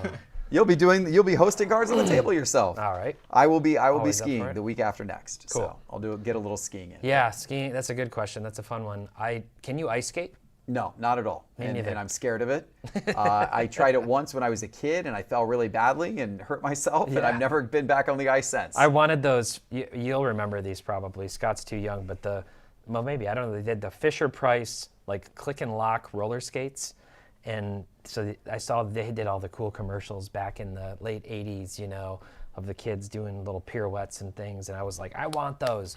And my parents got them for me, and I put them on. I went outside, and I fell like 9 times in a row. And I came in, and I was like, these are busted. I just set them on the table, and then I was that kid running around the outside of the roller rink at every school roller derby party who couldn't roller skate. I just refused to ever put them on again. So, yeah. All right. Not my thing. There you go. You guys convinced me I can beat you in skating. Okay. Based off of that. Scotty's our skater. Scotty's the ice skater. He's gonna win out. All right, we'll get a pack for Wisconsin Collectibles here in a moment, but let's take a few more questions first, and then we'll give some packs away to the folks who asked the questions here. This one is from Rob Schultz. With Topps regaining the NFL and NBA licenses, how would you rank their brands and sub-brands in a tier list? Well, that sounds like an entire video idea. I don't know. You probably have done this before for the baseball products, I would imagine, right? I've done it for baseball. The hard part is basketball's already introduced sets that baseball's never had. Yeah. So it's hard to really do it, but obviously Topps Chrome is going to be like in that A tier. We have other high-end sets that we don't know if they're going to exist that might come over from baseball. We just don't know for sure. If they do, like a Dynasty potentially, that could be great. There's other things that might be able to come over, but it's just kind of like a wait and see. Where are you going to put? Where would you put Finest? Finest baseball is significantly less important than Finest basketball would be. Honestly, I think Finest basketball probably like a B. Finest high basketball. B, low Finest A. basketball comes out next week. I think Finest basketball will have excited for that. It'll have some good legs to it. Yeah, it comes out next week. I think that's going to be good. Where would you put Cosmic Chrome? Oh, Cosmic Chrome in baseball is popping off. It is. It's hot. It's nuts. You know how this is very dramatic, and I know that, but you know how PMG's Metal Universe is a huge deal. It kind of feels like Cosmic is like this last 3-4 year period of being released. People are all over Cosmic, so I'm excited to see. We're going to see some big sales of some weird cards that come out of Cosmic. Yep. Weird parallels you never heard before. Wemby Cosmic. Think about it. Yeah. It's meant to Alien. Be. It is meant to be. Oh, they can make some cool inserts. Yeah, we'll have that soon. Yep. I think we'll have that. But also, I will note, Series 1 flagship is always going to be important. It's important if you look back at the 2000s era. Those paper cards. Those are always good too. Yeah. All right, Rob, we'll get you a pack in just a minute. Thank you for asking that question. Let's take another question here. We're going to do this one from Moe Cards. Moe Cards. Could market movers eventually allow users to create accurate eBay listings directly from the app? Would that improve listing quality and pricing accuracy across the hobby? Yes. We've actually talked to our eBay folks about getting access to that API to build that out. We just aren't there yet. It's very much on our radar to have direct listing from your collection. I'd love to have it where when you buy a card on eBay too, it goes into your market movers collection. So nice. Bidirectional management in that regard, yes. And we've talked about doing some similar integrations with Cards HQ too. If you buy a card at cardshq.com or you buy a card in the store with your account, creating an integration there, and maybe some selling opportunities as well. Yeah, I like that. Speaking of that, TPott, anything you'd like to show off at Market Movers tonight? We have an awesome new designer on our team, and he has, I'm not showing anything, Johnny, I'm just talking, sorry. I clicked and threw him for a loop.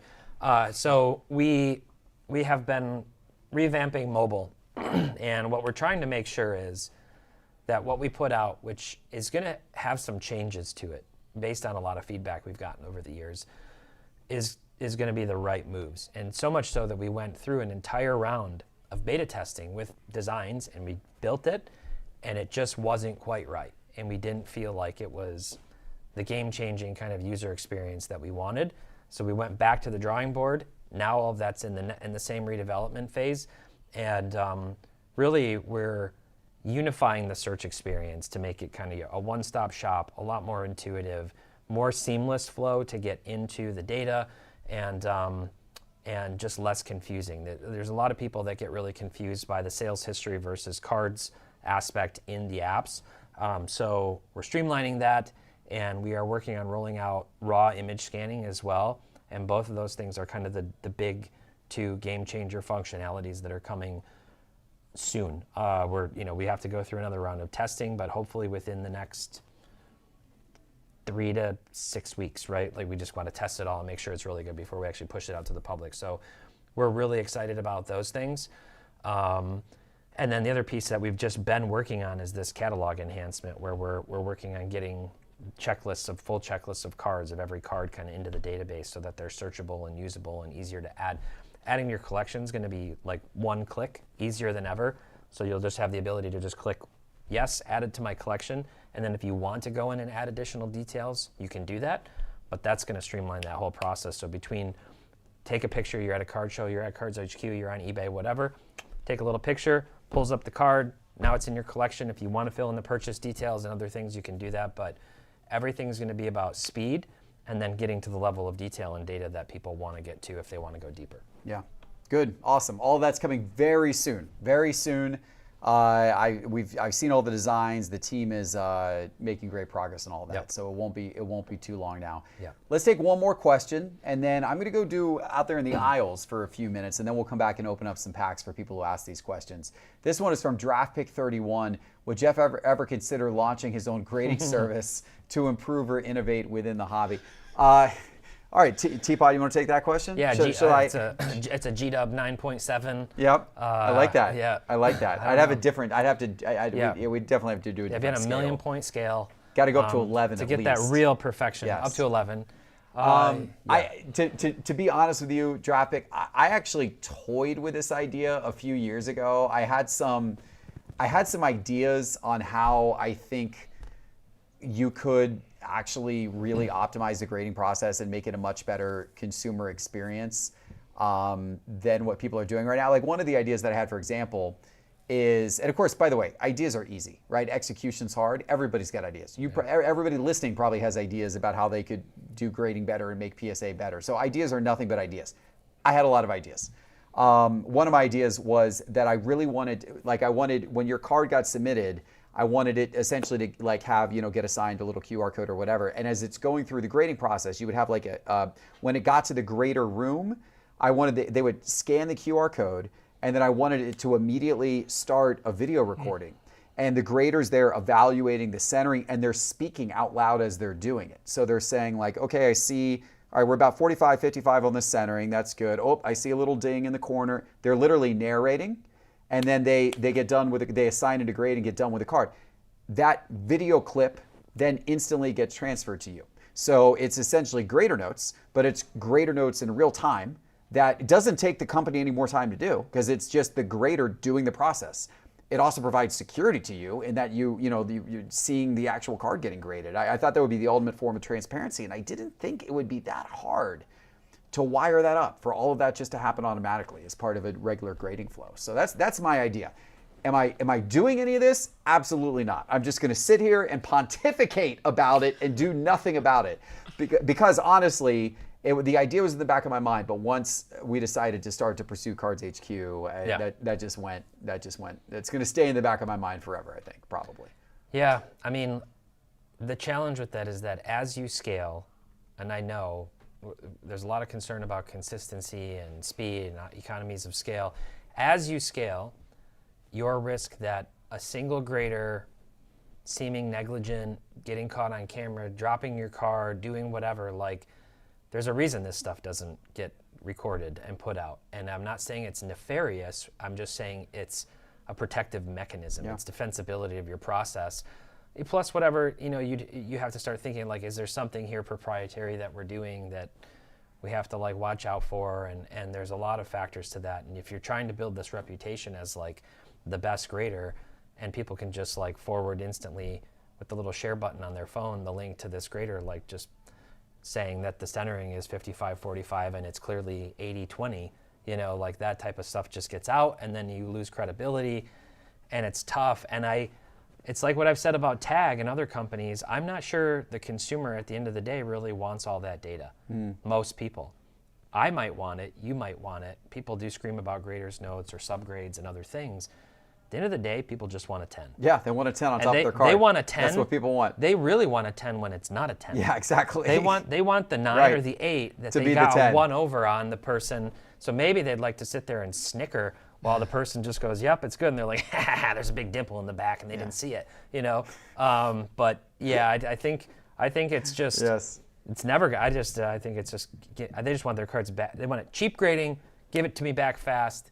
I want a 10. All right. So you're saying The world wants GMA. You're saying my idea to do Cards HQ instead of this was a good choice. I think it was. I thought it was a good idea, Jeff. Maybe we need to Don't start. listen to Maybe him. we need to start the all 10s grading company, where just everything's a 10, Yeah. guaranteed 10, automatic 10. Send us your card to grade. It will be slabbed with a 10 and returned to you. That's really what the people want, and we'll do it quickly, same day, because we don't have to grade it. We literally take the card in, immediately put it in a slab with a 10, and put it in a return shipping envelope. Look at that. They can get it back the same day.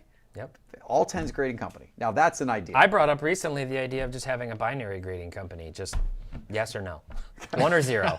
Okay. 1 or 0. I like Is it. it, you know? And if I it's like it. Because that's basically what we have today. If it's not a 10, nobody cares. Right. 9s are worth less than raw. So 1 or 0. There you go. I like Slab it or don't. I slab it or don't. Okay. All right. That's draft That's the pick. new- Thank that's you, the draft new- pick. Slab. We're That's gonna the open up name. packs for these folks Slab it just or to say, don't. is my Grading camera on company. here, Johnny? Is this thing working? Let's see. Oh, look at this. Look at this. Okay, I'm going out there. Bring your battery I'm- pack. I'm taking. It turned off. Oh no, it turned off. Nope. Come back No, to it me. came back.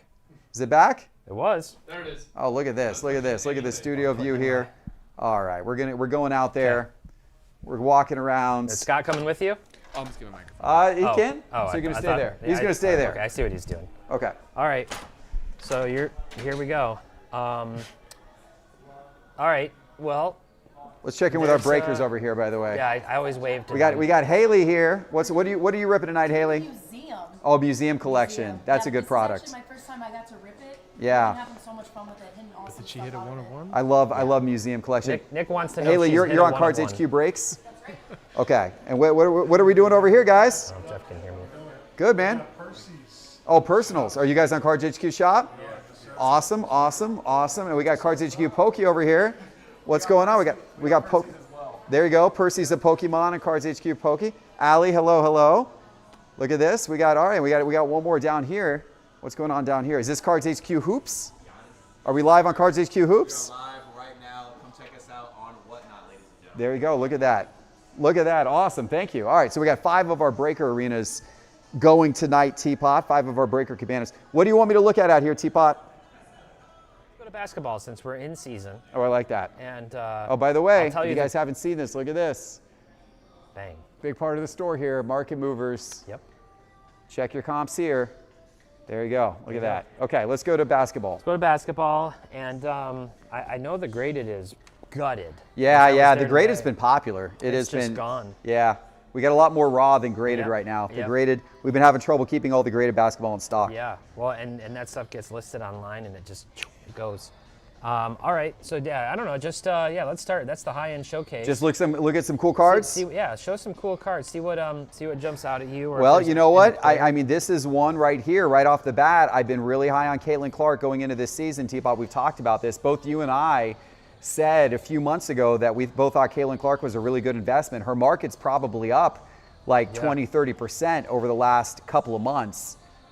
We need to make sure we don't have an NBA lockout, but overall, I think I'm excited to see what she does this season. Yeah, it looks like it does look like that strike is probable at this point. That could be a so problem. That could be a problem. real problem. How about Stephon Castle? What do you feel about the Spurs, Teapot? The Spurs, I tell you what. If I'm the Thunder, I'm hoping I don't see them until the Western Conference Finals at the soonest. That's right. You got Stephon Castle. You got Dylan Harper. Yep. Yeah, they're the team that can really give the Spurs some problems. 3-1 versus the Thunder this year. So. And then you got this guy right here. Yep. How about that All-Star game for Wemby? Didn't watch it.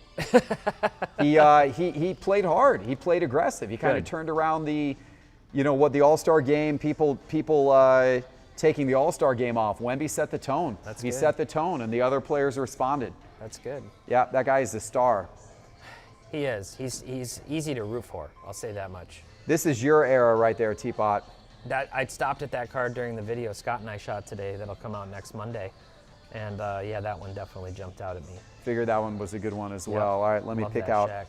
Let me see if they pick out another one. Let me go for a lesser expensive card. We're looking at all these high-end cards. Let me come on down the aisle here and see what card I can pick out for under $100 that is catching my attention here. Let's see here.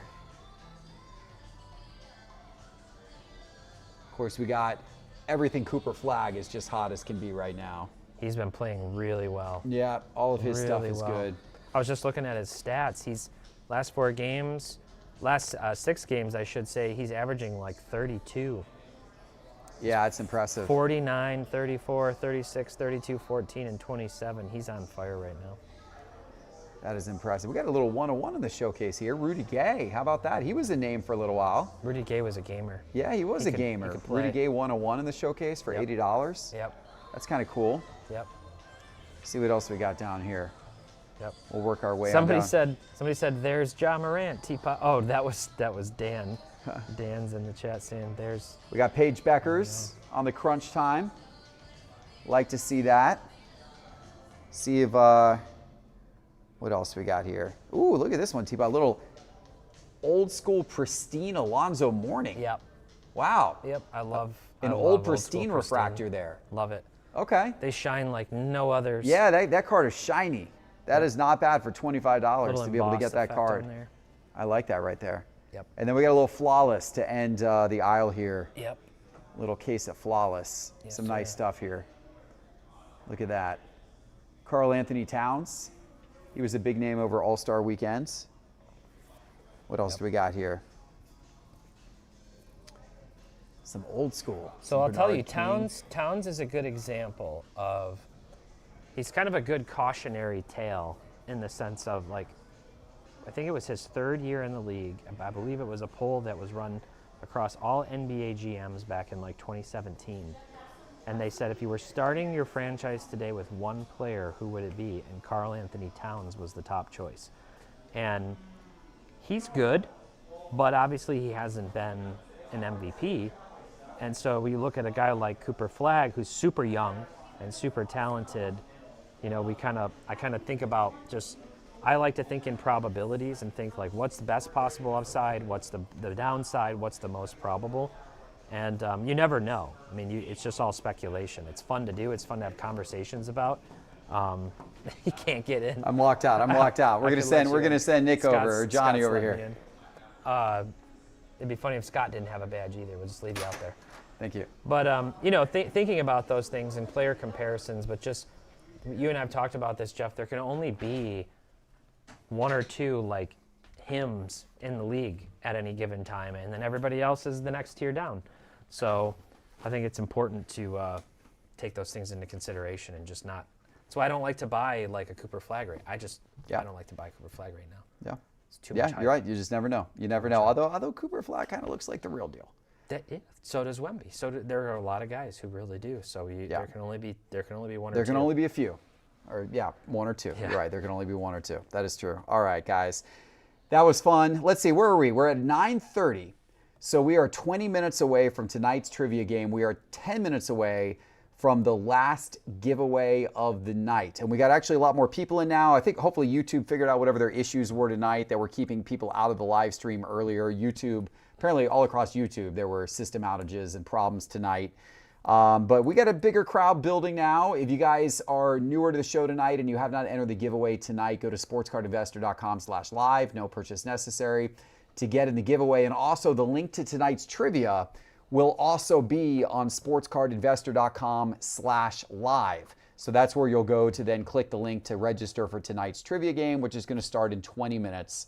And if you don't have market movers yet and you would like to get market movers to check these things out, go to marketmoversapp.com, promo code LIVE. We'll get you 2 weeks free of market movers. It's right there at the bottom of the screen. Okay, so we got about 10 minutes till our final giveaway of the night, Teapot. I want to do another spinning wheel, and then we're going to take a couple more questions from the audience. Okay. Then we'll do our last giveaway of the night, and then we'll play some trivia to end the show tonight. It's been a good one so far. We'll bring Scotty B back over here as well. And by the way, since we got a lot more people in the room now, We mentioned this at the beginning of the show, but Scotty B Cards. If you guys probably have seen his channel before, Great Baseball Card Channel, and Scott and TPott do the Spitball and podcast together.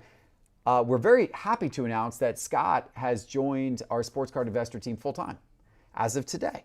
So we're going to see Scott a little more often in content here on Sports Card Investor, and also he is heading up our community relations, our community partnerships for us. So once again, congratulations, Scott. Thank you. If you want any partnerships with us, let me know. There you go. Make my life easy. He's your man. He's your man. So he's going to be managing our sponsors and doing all that type of stuff. But we're excited to have him as part of the team. All right, let's get one more here. Really want Connor Griffin to come up. I really want Connor Griffin to come up. Look at that. Wow. Let's talk Connor Griffin, because this is appropriate. We got Scott in here, big baseball guy. You're talking about the number one prospect right now, the guy that a lot of people are talking about heading into this baseball season. His stuff has been extremely hot, going up a lot. It's already gone up a lot. So is there still buy opportunity, or is now the time to sell, or should we be just hold and see what happens with Connor Griffin? What do you think, Scott? I think if you like Connor Griffin, the worst thing that can happen is he gets called up. You need that time for it to bake at the end of the year. Have this whole year of him playing great at AA and AAA and doing all those things. Fangraphs, they are one of the major publications who creates their prospect list. There's also Major League Baseball and Baseball Prospectus. And Fangraphs is very conservative. They don't say players are the real deal very often. MLB, they do. They want to hype up their own game. They want to make it sound good. But they are so high on Connor Griffin that it has made me much more interested in Connor Griffin. With that being said, he's more expensive than a lot of players. I don't know how he is compared to like Bobby Wood Jr., but I'm sure he's close. You know what I mean? There, yeah. And so that's the challenge. But again, it goes back to my first comment. You don't want him called up yet, because the moment he's called up, all of the potential value is kind of gone, which is silly, but that's how prospecting works in baseball.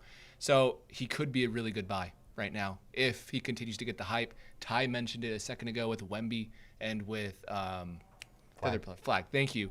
How there's only a couple of guys that have the hype, and he has the hype. What do you think, Teapot? He's got the hype. You and I did this little baseball speculation challenge and tapped Nick to kind of be involved, and we both bought, I think, we did. one of his cards just as part of it. And it was very expensive, and I'm compared to other players who have already been in the majors and have done a lot. Yeah. And then his stuff is sitting here at 2 or 3 times their prices. Yeah. I mean, I'm of the opinion that you wait for the call up and you sell. Right at the call up, you sell. Yeah, there's a little spike. You get it listed, and that's what I would be banking on. And then I'd wait and see.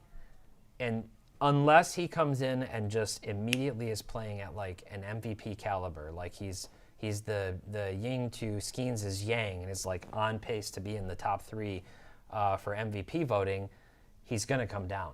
He just will. But then he may have all the 5 tools and put it all together and progressively look really good. And 3 years from now, we'll be saying, oh, remember Connor Griffin? Is he a buy, sell, or hold? And it's the same conversation as J-Rod, and we're trying to figure out, is he going to be the guy or isn't he? In spite of maybe a 30-30 or who knows what type of stuff he could put together. So he's very hyped. A lot of people put big time money into these prospect cards, and he is no exception. We'll see. I was reading an article about Connor Griffin earlier today, trying to study up a little bit. The article said that Connor Griffin may be a 6 or 7 tool player. What are the extra tools? What are I thought we had 5 tools to work with. What is tool 6 and 7? Attractive girlfriend? Yeah, I don't attractive know. girlfriend. It didn't explain it. It just said Connor Griffin may be a 6 or 7 tool Is he player. pitching And I'm also? like, I I don't thought know. there were only 5 tools. It's really smart. His report card's amazing. What is tool 6 and 7? Yeah. I don't know. That would be amazing. No other players more than 5. He could be 7 tools. A Griffin is a mythical beast, with multiple facets. Good one, So Ty. Maybe so. Let's Who just say knows? I'm not buying Connor Griffin because I don't like the risk, but I get it if you do. Totally get it. Yeah. Yep. All right. Okay. Let's do one more, and then we're gonna take another audience question. We'll end with a little fun here. Oh boy, Drake May. Okay, so Drake May stuff obviously was absolutely nuclear going to the Super Bowl. It's been coming down hard since the Super Bowl. That was pretty much bound to happen no matter what. But man, especially with how that Super Bowl went for Drake May, not the best performance by any means. There's a lot of people that are just panic selling his stuff, just panic selling his stuff. Teapot, is this actually the time to just completely move off the guy, or is this maybe a little bit of too over panic selling right now? I'll argue both sides very briefly. The side in favor of Drake May is he's young, he's in his second year, he was runner-up in MVP. It doesn't matter if you played all the worst teams in the NFL combined in a season, you still had to show up and play NFL teams week after week, and he did fantastic with that. And he ran into a buzzsaw of multiple very, very talented defenses, 3 of the top 5 defenses 3 weeks in a row in the playoffs, which is playoff football a lot of times. So he's, there's a lot there to like in terms of the momentum.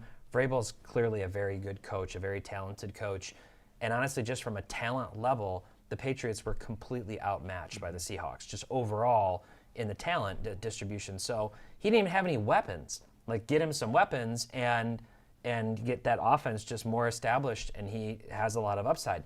The downside is, do we really see the real Drake May this year, or did we see Drake May play a bunch of teams with no secondary and no pass rush and a lot of protection and just which one is the real Drake May? So that's the big. I would be very concerned. I would not be looking to buy Drake May cards going into next year. The Patriots have a much more difficult schedule, at least on paper, next season, and I'd be very concerned with him. At this point, right before the Super Bowl, I would have been maybe selling Drake May and then looking at certain other players, who may be more on the come up. And I did a video, kind of looking into some of that stuff on my speculation video 2 weeks ago on this channel, and just sort of how to speculate in each sport. So I'm a sell on May. But okay. Are you selling May, Scott? I'd probably hold at this point. Yeah. He's gone down so much. Yeah. Depending on what I bought in at, I'd probably hold at this point. Just see what happens. Yeah.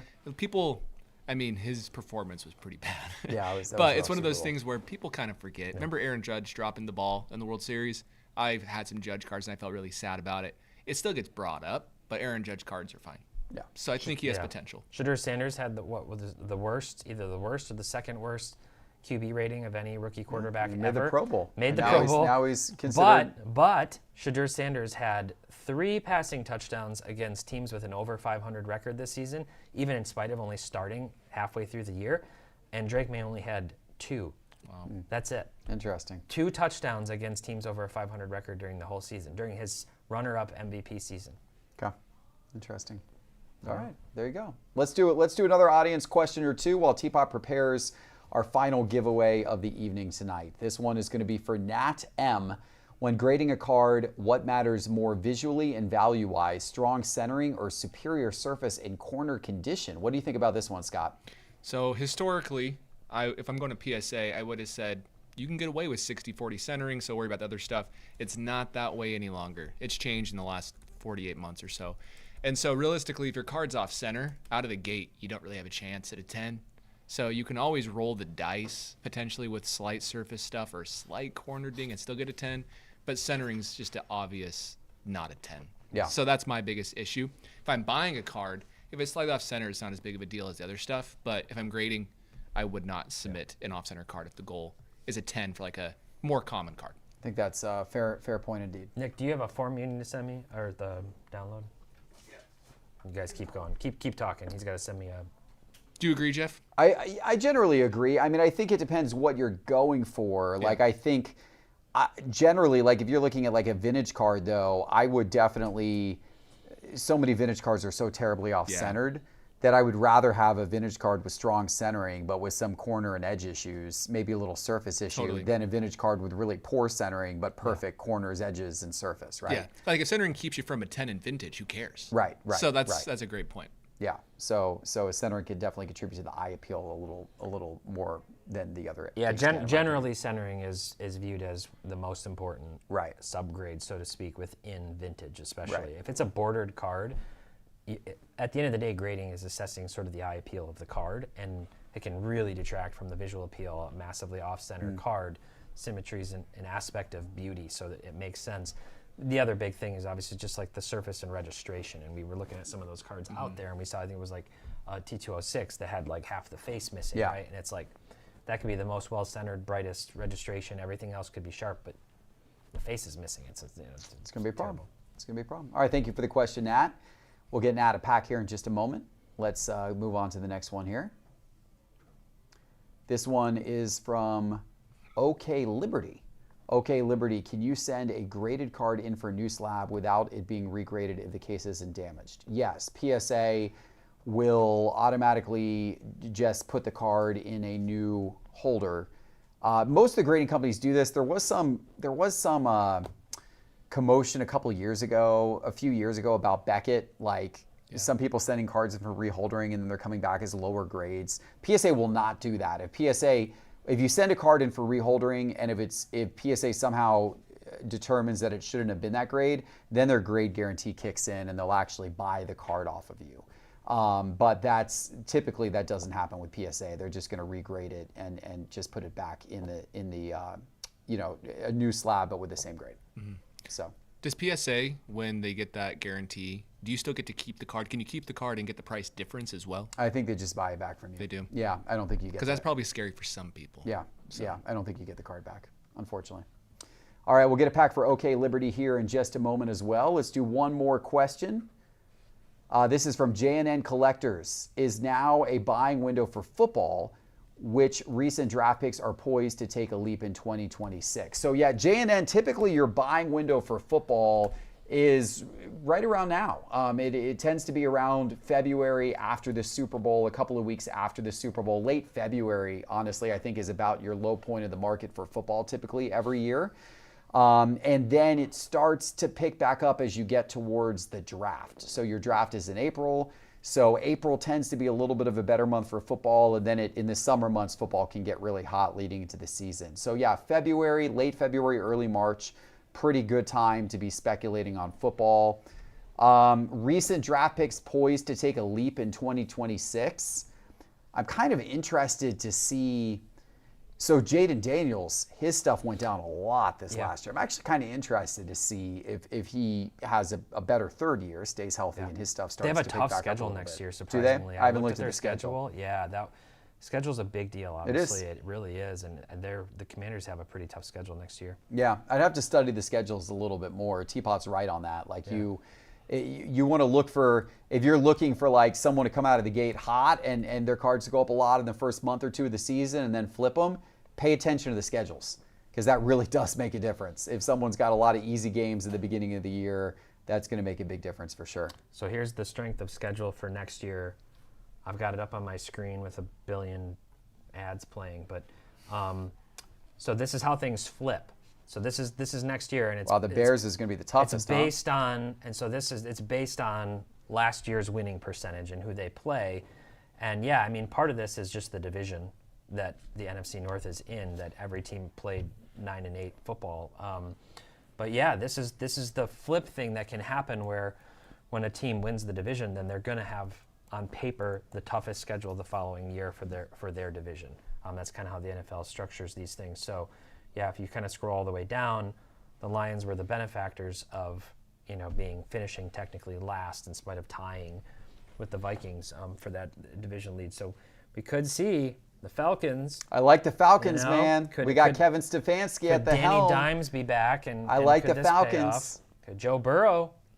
Give me some Falcons futures, baby. Give me some Falcons Sanders, futures. Baby. Get him in there. Oh boy. All right. So you're saying we got a chance. I like it. Yeah. All right, TPott. We got those packs to give away. are we ready with our giveaway winners? I got it. Yeah, Let's do our final giveaway of the night here. We're going to bring that up as well. Okay. Is this 5 again, Nick, or is this? Yeah, we're going to do 5. 5. Okay. Ready, set. All right, 1, good luck, everybody. 2, and a 3. And we got Jeremy Plaisance, Nathan Johnson, Rev Rock 23, Zach T. Farmer, and Who Dat X Live Champs. Who Dat X Live Champs? Who Dat X Live Champs. Dr. MD Dreamweaver. Who Dat X Live Champs. Those are our 5. Great. All right, let's. We got about 5 minutes before we're going to start the trivia game, Nick. So we could rip a few packs here, and then in 5 minutes the trivia game is going to start. And what I want everyone to do out there to get into tonight's trivia game, go to sportscardinvestor.com/live. Now you do need to be a Market Movers member to be in the trivia game tonight. But go to sportscardinvestor.com/live, and on that page there is a link to trivia. Go ahead and get yourself registered for trivia. We'll start that game in 5 minutes. All right, let's go ahead and rip some packs, Nick. We had the 3 people ask questions, and then we had the 5 trivia winners. Okay, we're gonna go ahead and knock out the remainder of the Q&A, folks. Okay. How about that? Cool. And then the rest, all the giveaways that he just announced, we'll send those packs. Sounds like a perfect Does that plan. work? Yep, that sounds like a great Okay, plan. so we're going all the way back to Wisconsin Collectibles, who asked about which event you'd be doing in the Winter Olympics. Got 2 packs right here. All right. Abdul Carter. Got a Matthew Golden Thunderbirds. Oh, that's nice. Nice rookie insert there. Malik Neighbors, Vinny Testaverde, and a Michael Penix Jr. All right.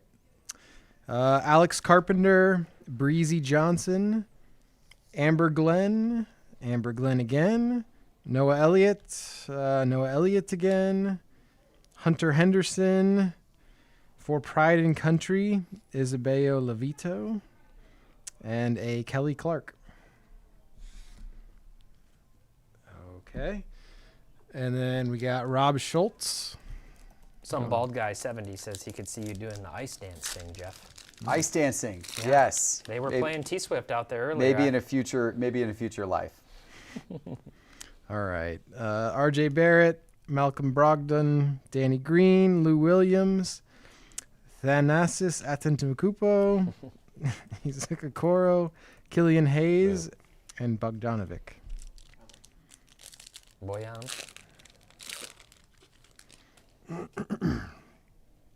All right.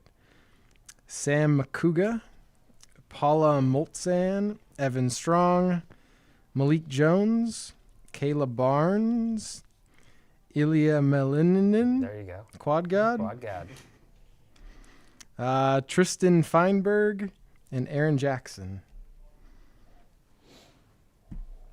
All right, we'll do, I think, 2 more and then send the rest, if I remember correctly, if I have these right.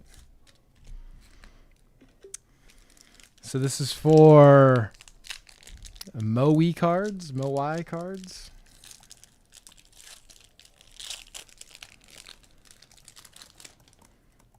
All right, just looks like we got a thick one here.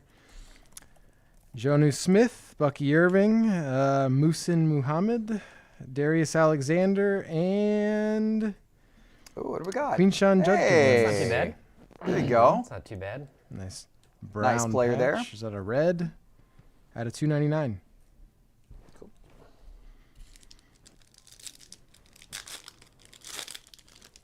One of one. That would be great. That would be nice. Christy Yamaguchi, Tessa Janecki, Christopher Lillis, Brock Crouch, Liz Lemley, a Ted Ligety. Oh, there you go. Hey. Ryan Cochran Siegel. Ryan think. Cochran Siegel, third auto. Third auto. There you go. You want autographs? Get yourself a box of Olympic cards. There you go. Aaron Jackson. Cool. And then for draft pick 31. And everybody else, just make sure you fill out the winner form and we'll send you your pack sealed. John Morant, Seth Curry, Mike Conley, LaMarcus Aldridge, Cole Anthony rookie, Damian Lillard, National Pride, LaMelo Ball rookie, and Darius Garland. All right, last one we're going to open. Let's make it good. Jesse Diggins, Aaron Blunk, Ross Powers again, Breezy Johnson, Katie Eulander. It looks like maybe a pink. Oh, there you go. Fuchsia Quad God. Fuchsia Quad God at a 250. And a Kelly Clark. Out of 250. All right. All right. Thank you, Nick. Cool. And thank you guys to everybody who entered our giveaway tonight. If you didn't win anything tonight, do not fret because we are back every month doing this Market Movers live show. And I hope and assume, I can only assume you will win in a future month. So we'd love to have you back. But now it is time for trivia. Those of you who are Market Movers members, we would love to have you in our trivia this evening. If you've not gotten into trivia yet, you need to go do so in the next 30 seconds so that we can get you into tonight's game. What you need to do is go to sportscardinvestor.com/live and click the link down the page to enter tonight's trivia game. Just go ahead and put your name in there or your Market Movers username when you get into the trivia game. And we are going to start the game here in just a moment. And are you in there, Scott, as well? Scott's playing along tonight, and Teapot's playing along. So you got both of these guys to try to beat and contend with tonight. So shield my screen here. If you have cheating, I'll show my screen over here. We can show my screen when we get to that point in the game, so we don't have to give away Teapot's answers. If you've not played trivia before, what you're going to encounter, this is 10 questions of sports card trivia. And by the way, even if you're not good at sports card trivia, still play along because we do give a prize to just some random person who places anywhere in the trivia tonight. But we also give a $100 Cards HQ gift card to whoever comes in first, a $50 Cards HQ gift card to whoever comes in second, and a $25 Cards HQ gift card to whoever comes in third. And of course, all those gift cards can be used on cardshq.com, so you don't have to necessarily come to Atlanta, even though we'd love to have you in Atlanta, but you can shop from the comfort of your own couch on cardshq.com using the gift cards. So we would love to see you enter tonight, hopefully win. This is going to be a 10-question trivia game, and you have to obviously answer the questions correctly to get points, but it also is how quickly you answer correctly. So you need to not just be right, but you need to be right and fast at the same time, right? So try to answer the questions as quickly as you can. The questions will automatically advance. They'll show you if you got them right or wrong, and then it will automatically advance to the next question. So you got about 10 more seconds to get registered for the game. Once again, sportscardinvestor.com/live. Click the trivia link. Get going, and I'm going to start the countdown timer here in just a moment. Good luck, everybody. And if you want to bring up my screen share there, Johnny, you can bring that up as well. And people who are not part of the trivia game tonight can at least see the questions as they go. So here we go. Let's go ahead and start the timer. And good luck, everybody, for sports card trivia.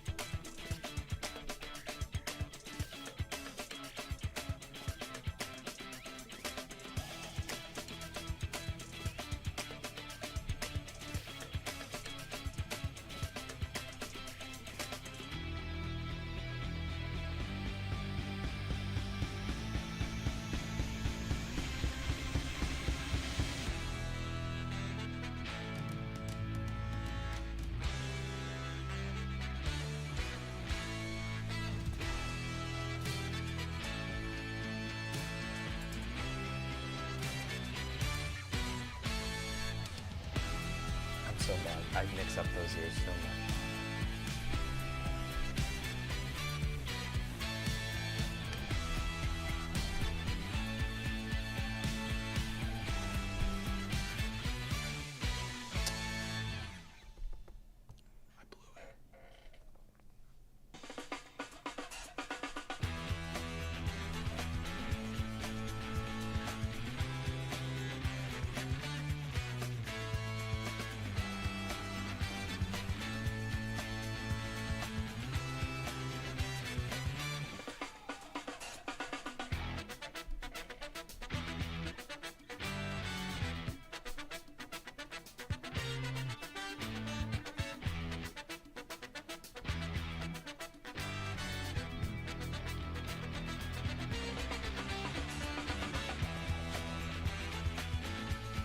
Another part.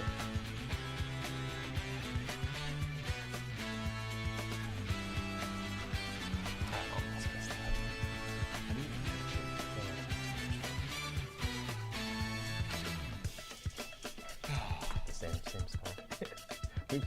we both got an 81 the same time twice. I think you beat me. I think I got 3 wrong. I got 3 wrong too. I don't know. It's gonna be close. I think you beat me. People are gonna be mad about this. Oh yeah. A little tricky there. Jeff didn't know this. You didn't know this one too. Last time. Yep. All right, here we go. Third place with 9 out of 10 corrects, Caleb. Oh, that's sick. That's jeez. Second Caleb place. has cards. Second place with a perfect 10 out of 10 score, Mark Good Williams. for Mark. Holy cow. Mark. First place with a perfect 10 out of 10 score, my Padawan. Good job. Look at that. That's awesome. Look at that. Oh, what did I get? Like 14th or something? There you Jeez. go. And there's the player rankings right there on the 19th. screen. I was 10th. I'm in the top 10. Wow, look at that. Look at I'll that, take it. ladies and gentlemen. Incredible. Incredible. Scotty B takes down TPott on his debut appearance. Was there ever any doubt, on Jeff? Market Movers Live, his debut appearance. Ugh. TPott, you're all the way down in 19th place. You struggled a little bit today. I think that's my second worst finish ever. And the odd part about that is we went out to dinner and I was like, oh, we're gonna play trivia. And I'm like, anytime it's like pricing or pop counts, I struggle. But if it's just like, what is this card, I do well. And I got the first question wrong. I just clicked Topps Chrome and then was like, it looked like a Chrome. There's a few Chrome inserts that look similar, but it was midnight. And then I got the mantle wrong, and then I got one other one wrong. But I missed the football one. I had no chance on. Yeah. I said graffiti. I should have gotten. I had no chance on that one. Yeah, the Rookie Kings. All the 60s designs for Topps like They blended confused me. And you got the 1980 basketball one wrong. The 1981 I actually got basketball, 4 the wrong. You're super right. action. I knew it was 4 wrong. action. I said Yeah. if it was live or super. I got 4 And I wrong. guessed wrong. Yeah. Brutal. Yeah, Teapot, you got 4 wrong. Scotty, you got 3 wrong. Yep. There were a number of players that only got 2 wrong. We had Baseball 500, Orioles fan Josh, Steve Strickland, and Ohtani Trading Cards who only got 2 wrong. And then only 1 wrong was Caleb in 3rd place and Lance in 4th place. And then a perfect 10 out of 10 score for our 1st place winner, My Padawan, and our 2nd place winner, Mark Williams. That is very impressive, gentlemen. My Padawan, you've won a $100 gift card That's to rare. Cards HQ. Mark, you won $50 ever to gets Cards 10. HQ. Caleb, $25 to Cards HQ. And we're going to pick one other person who placed. Give me between number 4 and number, let's see, the last person to score a point here. Between 4 and 71, Nick, give me a number. 53. 53. 53 is not even showing on my screen, so I got to go over to the other screen over here. I got the full results over here. Number 53 is Dan Drax. Dan Drax. Congratulations, Dan Drax. You've won $25 to Cards HQ as well. If we called your name out as a winner at any point during tonight's show, whether it was trivia or winning any of our packs and our giveaways or for our questions, please fill out our winner form so we know where to send that to. And we're going to put that winner form in the YouTube chat one more time. Go into that winner form and fill it out to claim your prize. And everybody, we appreciate you so much for watching the live stream tonight. Thank you, Scott, for joining us this evening. Thanks for having me. Lovely having you here. As always, Teapot, appreciate you. Yes, sir. Thank you, Nick, over there on the desk. And thank you, Johnny, behind the producer desk. And most importantly, thank you for joining us tonight and we appreciate all of you. Thank you, Dan, by the way, For manning the moderating our chat. chat tonight as well. We appreciate all you guys, and we'll see you next month for our next Market Movers Live. Take care.